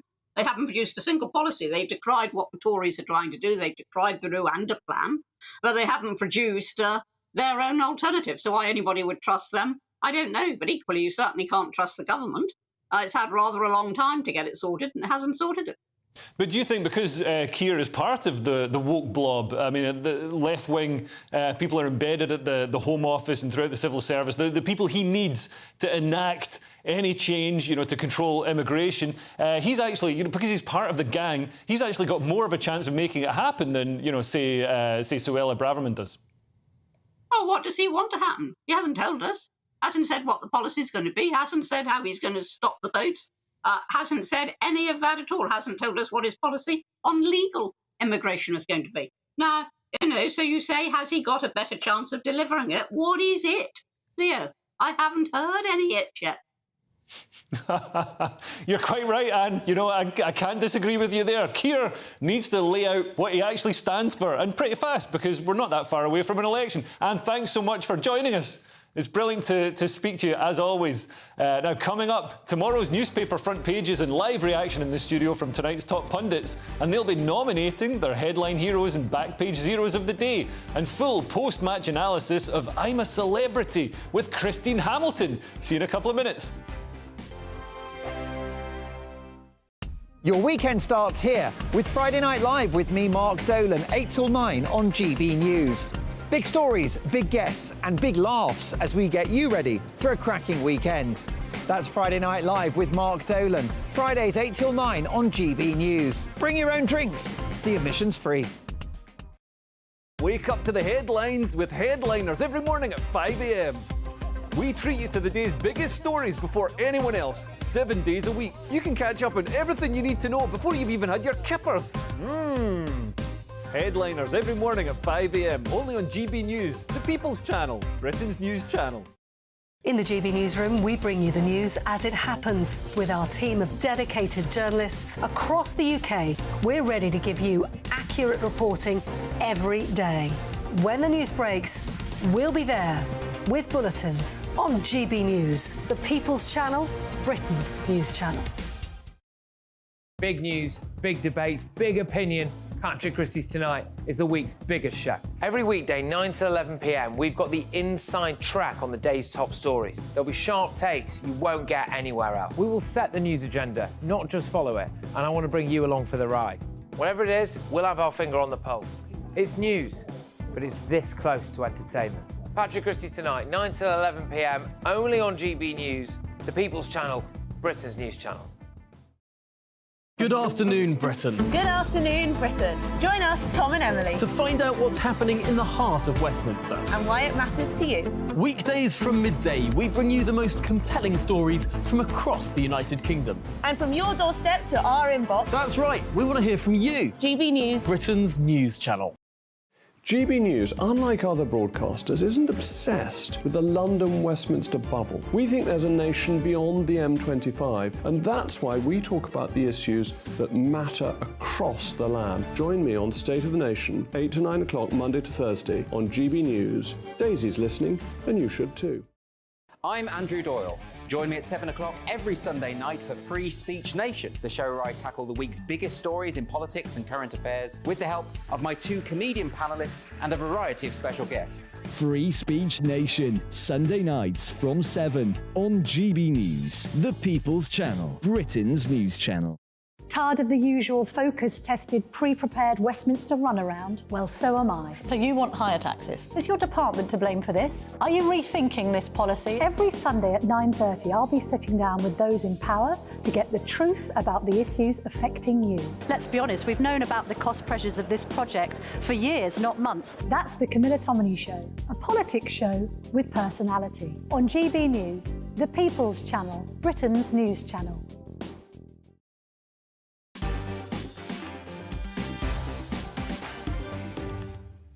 Welcome back to Mark Dolan Tonight with me, Leo Curse. We've got the papers coming up. I've got them in my hand right here. But first, we've got I'm a Celebrity, Get Me Out of Here, which has just come off air. And champion jockey Frankie Dettori has just left camp as the first celebrity to be evicted from the jungle this year. We'll get reaction to the latest episode shortly. But you can now vote to make our very own Nigel Farage king of the jungle. Let's listen to the big man himself.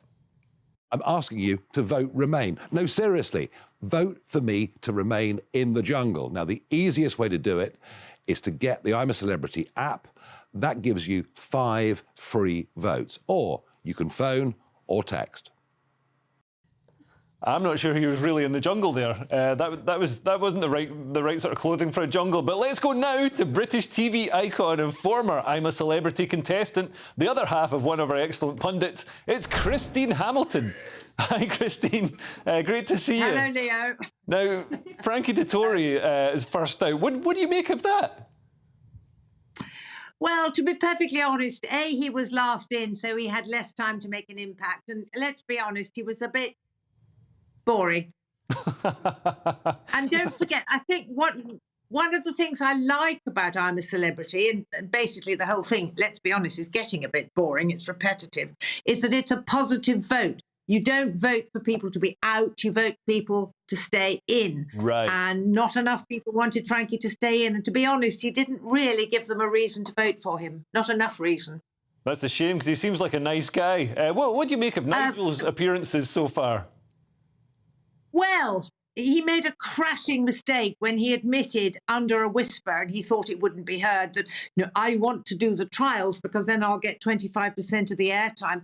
An awful lot of people who weren't liking him anyway thought, right, we were going to vote for him because we wanted to see him suffer, but now we're not going to vote for him because that's what he wants to do. So he hasn't done as many trials as I think he would have done otherwise. But I mean, he's kept his head down.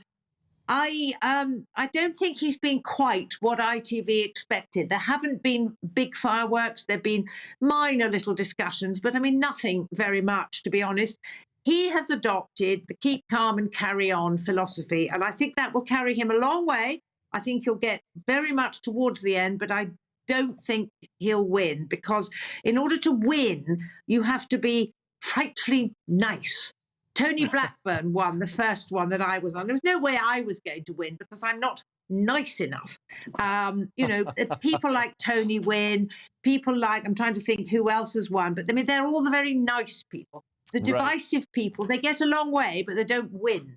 OK, well, you can vote for Nigel, everybody watching, by scanning the code on the screen right now. There's a little QR code. You just hold your phone up to it, open the camera, and it'll open the app to scan to vote. And Christine, do you think going into the jungle like this will help Nigel's public appeal? Do you think it'll boost his political chances when he returns to the UK? Oh, no, undoubtedly, because anybody who has supported Nigel, liked Nigel, agreed with Nigel, they're not going to have changed their minds because he's done nothing to turn them away from that. And an awful lot of people who possibly weren't even aware of him will have realised that, gosh, shock, horror, he's a normal human being. He's not this monster that we thought he was. He's not this absolute devil incarnate. He's a nice guy. He's perfectly friendly to everybody else. He's maybe a little bit OCDC about keeping the camp tidy, but, that's not a sin. So I think, I think he will. I think he will have won over a huge new legion of followers. Brilliant. Well, Christine, which, of course, thanks. That was his plan. Of course it was. It's worked. Christine, thanks so much for joining us and giving us your insight as somebody who's been in the jungle. Been there, done that. Great, so it's 10:30 p.m, so it's time for tomorrow's front pages.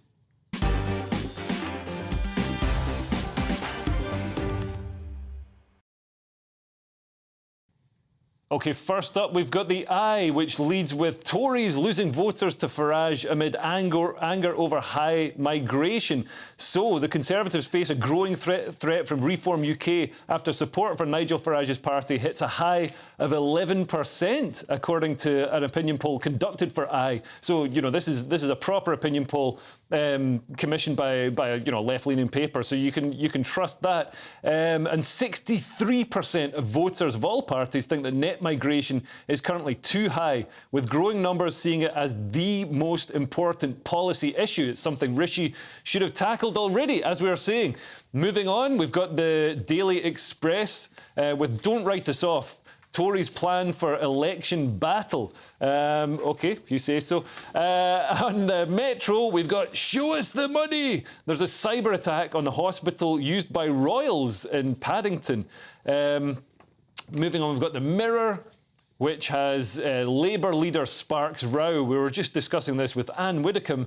Thatcher backlash hits Starmer. There's fury after he praises ex-Tory PM for bringing about meaningful change. I mean, there's no way that anybody can deny, even the Mirror, even the leftists at the Mirror can't deny that Margaret Thatcher brought about meaningful change. Moving on, the Sun, we've got train strikers, balls to Britain. So this is, apparently there's going to be, there's a Christmas knees up. They're having a party, and that's made a lot of people angry. Apparently, although that's what I'd do if I'd blagged a lot of time off. And finally, the Daily Star has skate Britain with the biggest snow bomb for 2 years. So it looks like we could have White Christmas, or at least an ice rink Monday. But yeah, to discuss with my panel, I want to go back to The Eye, the first paper we looked at, which we've discussed, touched on this already tonight, but the Tories are losing voters to Farage amid anger over high migration. And, we're talking about this, but here are the numbers, and they're incredible. 63% of voters, almost 2/3 of voters, think the net migration is currently too high, and growing numbers see it as the most important policy issue.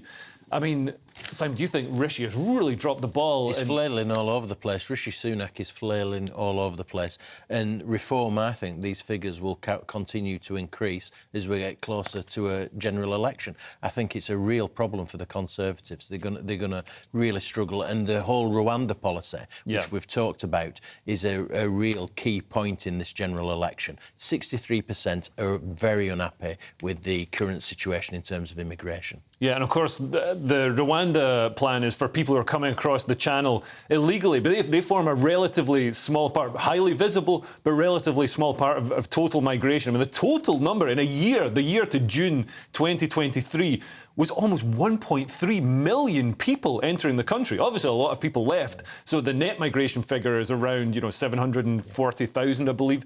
But I mean, Emma, this is insane. Insane. Insane is the word. And you look at it on a graph, and we've seen immigration climb from the 90s, and then obviously it was high before Brexit, and then it sort of wobbles a bit, and then it suddenly just shot up to just insane levels. Yeah, what kind of country in history would allow this kind of thing to happen? I mean, it is just completely mad.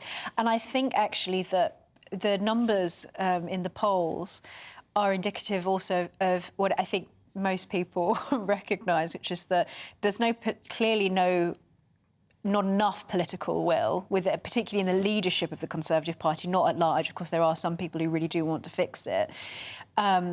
But that under Labour, it would be worse. Yeah. And so I think a lot of people will turn to reform. And I wonder, looking at the 11%, whether, and also the 63%, which are obviously the target audience for reform, whether they can actually get up to, say, 20% in the polls and essentially become a kingmaker. Yeah, they would become the second party. Sort of, yeah, exactly.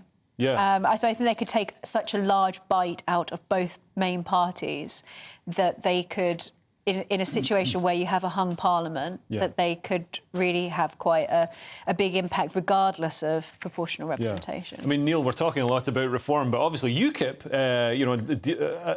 approach a lot of these issues in a similar way. So is this music to your ears as well? I mean, not the issue itself, but the fact that it could boost your party. Absolutely. The Tories are a complete and utter waste of space. What do they stand for? What have they done in their 13 years in office which corresponds to anything which is remotely conservative. When David Cameron was elected in 2010, he was talking about bringing net migration down to the tens of thousands. Net migration is now 750,000 a year. Yeah. You know, we could have a population of 85 million by 2040. Wow. The population is now 67 million. We've added 8 million to our population in the last 20 years. Yeah. I mean, I think I want to get on one of those empty planes to Rwanda myself in order to escape from what Britain is being turned into. Because we have a Conservative government that has comprehensively and deliberately betrayed our people. They have been a calculated deceit on immigration. They're always talking about immigration control. You know, we will do whatever it takes. They do absolutely nothing.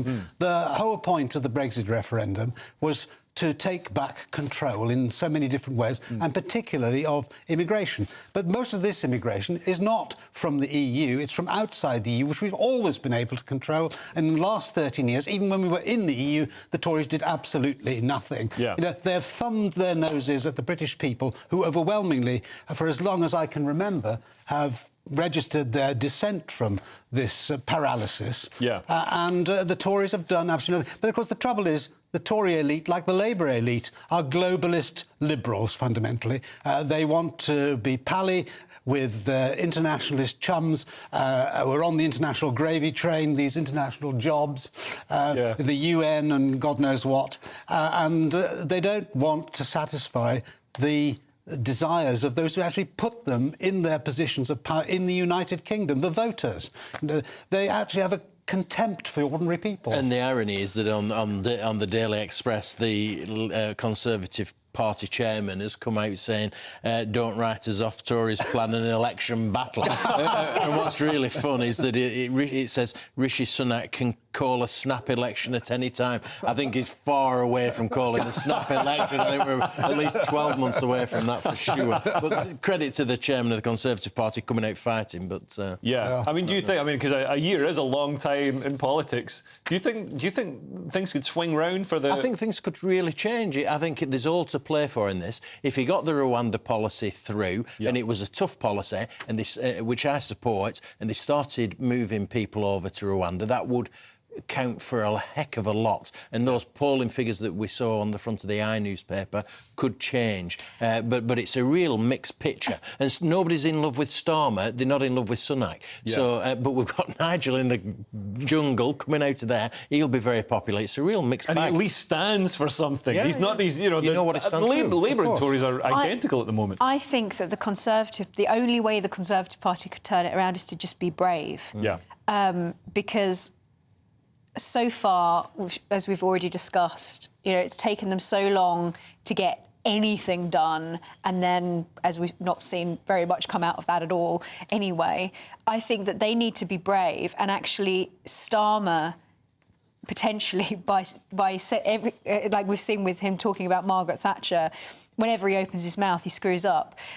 So if he just sits on his hands, he might win, he might be fine. But if he continues actually doing something, and at some point he is going to have to be a bit more proactive, I think it's very unpredictable which way this could swing. But I am, as somebody who, has voted Conservative in the past, don't feel particularly confident that even with all the bravery in the world that they can necessarily actually accomplish enough to convince the British public that they can be trusted. And it's a structural thing for the UK as well, and it goes to the heart of our psyche, because we've become dependent on mass migration to provide cheap labour. So that's an addiction. It's an addiction. It's like Simon Evans described it as throwing kindling on a fire. The GDP, increases, but GDP per capita, and people don't feel richer themselves. No, and it's to support employers who want cheap labour. Exactly. But the real and then we're not investing in technology and increasing productivity. And with a large number of economically inactive people that's got larger during the pandemic,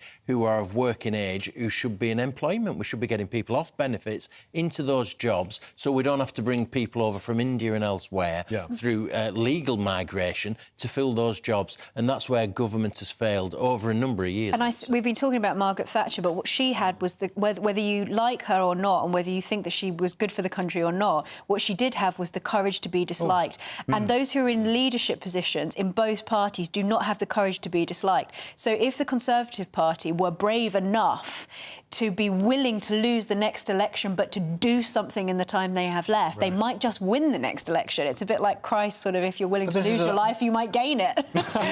This is a leopard that can't change its spots. The idea that Rishi Sunak could be brave. I mean, he is a colourless little nerd, isn't he, really? And the idea that he could inspire anybody to do anything is beyond comprehension. You know, he isn't going to do it. The entire Conservative cabinet, I mean, can you name half of them? or even three of them? Bringing back David Cameron just puts the tin lid on it, doesn't it? I mean, the Tories have reverted to default setting. The old elite are firmly back in their chairs for 12 months, and we're going to face a wiper. What we really need in this country is what happened to the Conservative Party in Canada in the 1990s, where they were reduced to one seat. Right. And then the party had to start again from the bottom. And it looks like we need to get rid of the whole rotten carcass. And that one seat will be Nigel Farage. Coming up, we've got more of tomorrow's newspapers' front pages. We've got the Telegraph, the Guardian and the Mail still to come, with live reaction in the studio from tonight's top pundits. And they'll be nominating their headline heroes and back page zeros of the day. See you in a couple of minutes.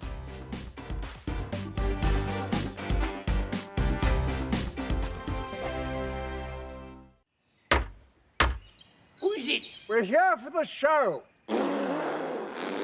Welcome to the Dinosaur Hour with me, John Cleese. I was married to a therapist. And you survived? I thought we were getting Hugh Laurie. Second best. You interviewed Saddam Hussein. What's that like? I was terrified. I'm playing strip poker with these three. Oh! No, thank you. My CDs need to be put in alphabetical order. Are you going to be problematic again? The Dinosaur Hour. Sundays on GB News.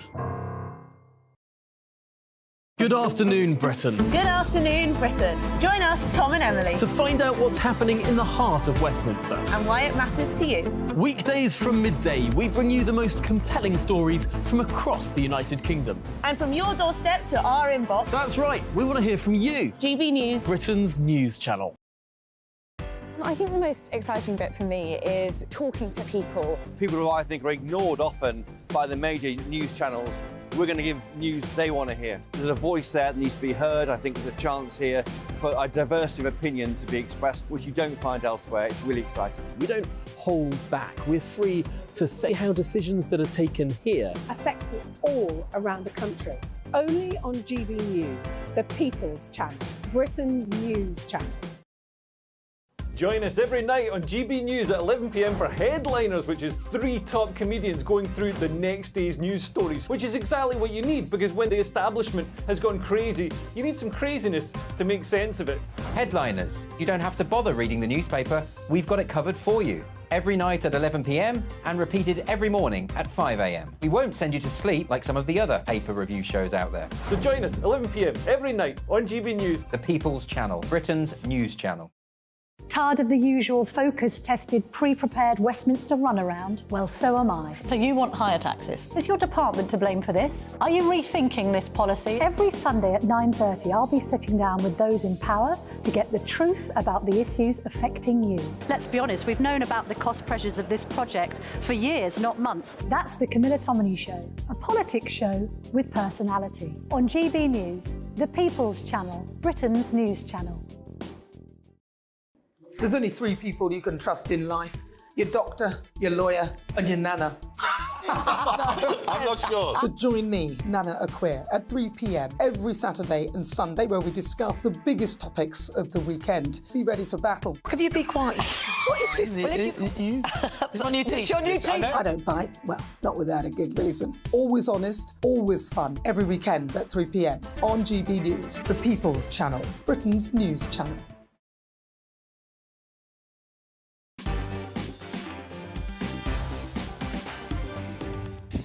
Welcome back. Let's run through some more of your Christmas pictures. Suzette, all the way from Johannesburg in South Africa, has sent in a picture of her tree. Thanks so much for tuning in, Suzette. That looks like 2 trees.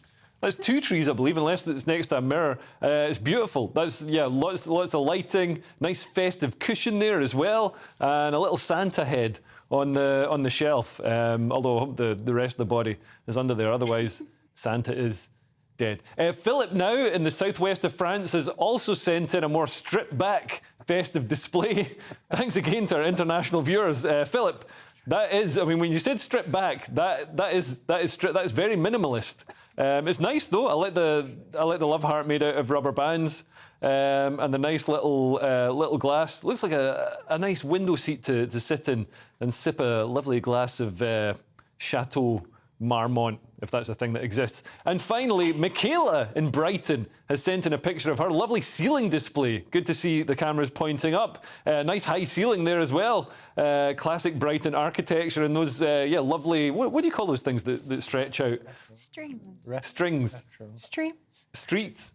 I don't think they're either of those things, but they look beautiful. They're made out of foil. Trimmings. They're called trimmings, apparently. Of course, because you trim them with some scissors and then stretch them out. Anyway, thanks so much for sending in your lovely Christmas decorations to get us all in the festive mood. 2 final papers for you now. Well, 3, actually. We've got The Guardian, which has Starmer saying Labour will not turn on the spending taps if it wins election. The leader's speech is likely to raise fears among senior MPs of public sector cuts. Well, it's not going to raise fears amongst the public of public sector cuts, but the public wants public sector cuts. We've got this bloated public sector that desperately needs to be tamed. We need Javier Milei to come in with his chainsaw. They also have no science to phasing out fossil fuels, says COP leader. That's the danger of having COP28 in an oil-based country. He's going to say, no, actually, fossil fuels are great and they don't affect the climate. The Daily Telegraph now has Sunak to block BBC licence fee increase. Finally, he's doing something for the working man. UK lawyers could be stationed in Rwanda, no doubt to process claims. AI will analyse every hospital scan under Labour. And there's also a story down at the bottom. The woke left is in alliance with Islamists. So we're going to have a look at that in a moment. And the Daily Mail has PM warns BBC over biggest licence fee increase for 40 years. So that seems to be a direct contradiction of the Daily Telegraph. But we've got them both here to provide a balanced view. But yeah, let's have a look at the Guardian first with my panel. So Starmer says Labour will not turn on spending taps if it wins the election. Yeah, right. This is Starmer playing the Blair playbook. That's the reality of it. Yeah. If I'm not mistaken, Tony Blair came out praising Margaret Thatcher. Yeah. Starmer's doing the same, and now he's saying we'll stick to the Conservative spending plans, which is exactly what Gordon Brown and Tony Blair did in '97. And the Conservative spending plans are ridiculously high anyway, so it's not a great thing to stick to. There's this thing here. The AI will analyse every hospital scan under Labour. Emma, terrifying. This scares you. I think this is great. They're going to look at everybody's kidneys, find out, they'll use AI to find new diagnostic treatments. I mean, I wouldn't rely on it. There are certain aspects of human intuition and expert intuition that can't just be, devolved to an algorithm. Sure, I'm sure that AI can be used as effective tools, but I'm very sceptical not only about depending on AI, but also on the ethics of using AI generally. And this is a good example of what I meant when I said that whenever Labour are proactive about proposing exactly what it is that they would do, people will see it and run a mile, because I don't think this seems like a very sensible idea, as much as I do admit that I'm sure AI could be used as a good tool. Yeah. And Neil, just quickly, let's have a look at this. So Sunak is going to block the BBC licence fee increase, although the Mail reports that there could be the biggest licence fee increase for 40 years. I believe it's going to rise close to £200. Well, it'll only rise to £200 if the government validates it, and that certainly isn't going to happen in an election year. But I think that what we should do is actually divide the BBC licence fee up and start distributing it to all the other stations that are in competition with it and are actually increasing their viewership rather than losing. Yeah, quite. That's a great plan. Maybe I'll be able to buy a helicopter. Anyway, it's time now for Headline Heroes and Backpage Zeros. Emma, who is your headline hero? My headline hero is Emily Hand, who is the Israeli-Irish citizen who was kidnapped by Hamas, was released this week. Yeah. And there is a great photograph you can see of her there, holding up her own hostage photograph and smiling. And I know that hostage poster I've seen in the streets of Britain and also elsewhere around the world being torn down. And I just think she's a very brave little girl. And we've heard that she's been, you know, only speaking in a whisper because the children were so badly treated and beaten if they made a sound. So she's obviously suffered a lot. And there she is holding her own hostage photograph or poster. And I think that she's incredibly brave. Yeah, amazing. A true hero. Neil, who is your... Well, after that, I hesitate to nominate anybody at all. but I'm actually going to nominate the Duke of Westminster, who deserves praise for dumping the Duke and Duchess of Sussex from the Wedding of the Year invitation list. And he's the godfather. And he's the godfather. Of their child. Exactly. So I think he speaks for us all. Yeah. Yeah, and keeping it light, my hero is Laurie Ferrari, who's the girlfriend of Nigel Farage. And I saw an interview with her. I've never met her or heard of her before. And I think it's a real credit that she's stepped forward into the centre of the media and she's supporting her boyfriend, Nigel Farage, while he's in the jungle. I think it's a good... Well, I did the same for Christie. I struggled along in the first-class hotel out there for a fortnight until she was out again. Must have been terrible for you. Well, I had to cope. I had the emotional trauma to deal with. So. And now your Backpage Zeros. My zero is Leo Varadkar. I thought you were saying me for a moment. Leo Varadkar for a number of different reasons. One of them is... he's the Irish Taoiseach, our Prime Minister. Yeah, he referred to Emily Hand as being lost and found rather than kidnapped by terrorists. As if Gaza is a giant IKEA and she just wandered off. But he's also... He's not had a very good week, Leo Varadkar. No. He's also been... in response to so first there was this stabbing in Dublin that was followed by protests and a riot.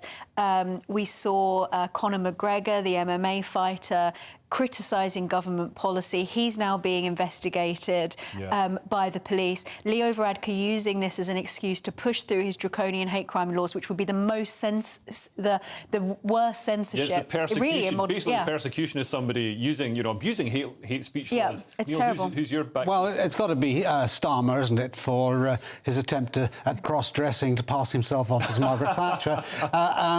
We know that he can't define what a woman is, even though he's now trying to be one. But in a blonde wig and a blue two-piece suit with pearls, he doesn't convince. I can't say I don't want to see it. No, Simon Ridley, Sir Matthew Rycroft, Home Office officials, they come before the Home Affairs Select Committee. Lee Anderson questions them. They can't tell us, as officials of the Home Office, how many people they return into the country of origin, illegal immigrants. Incredible. So we don't just have open borders. We don't have any idea about who's coming over and who's leaving. I mean, that is terrifying. What a joke.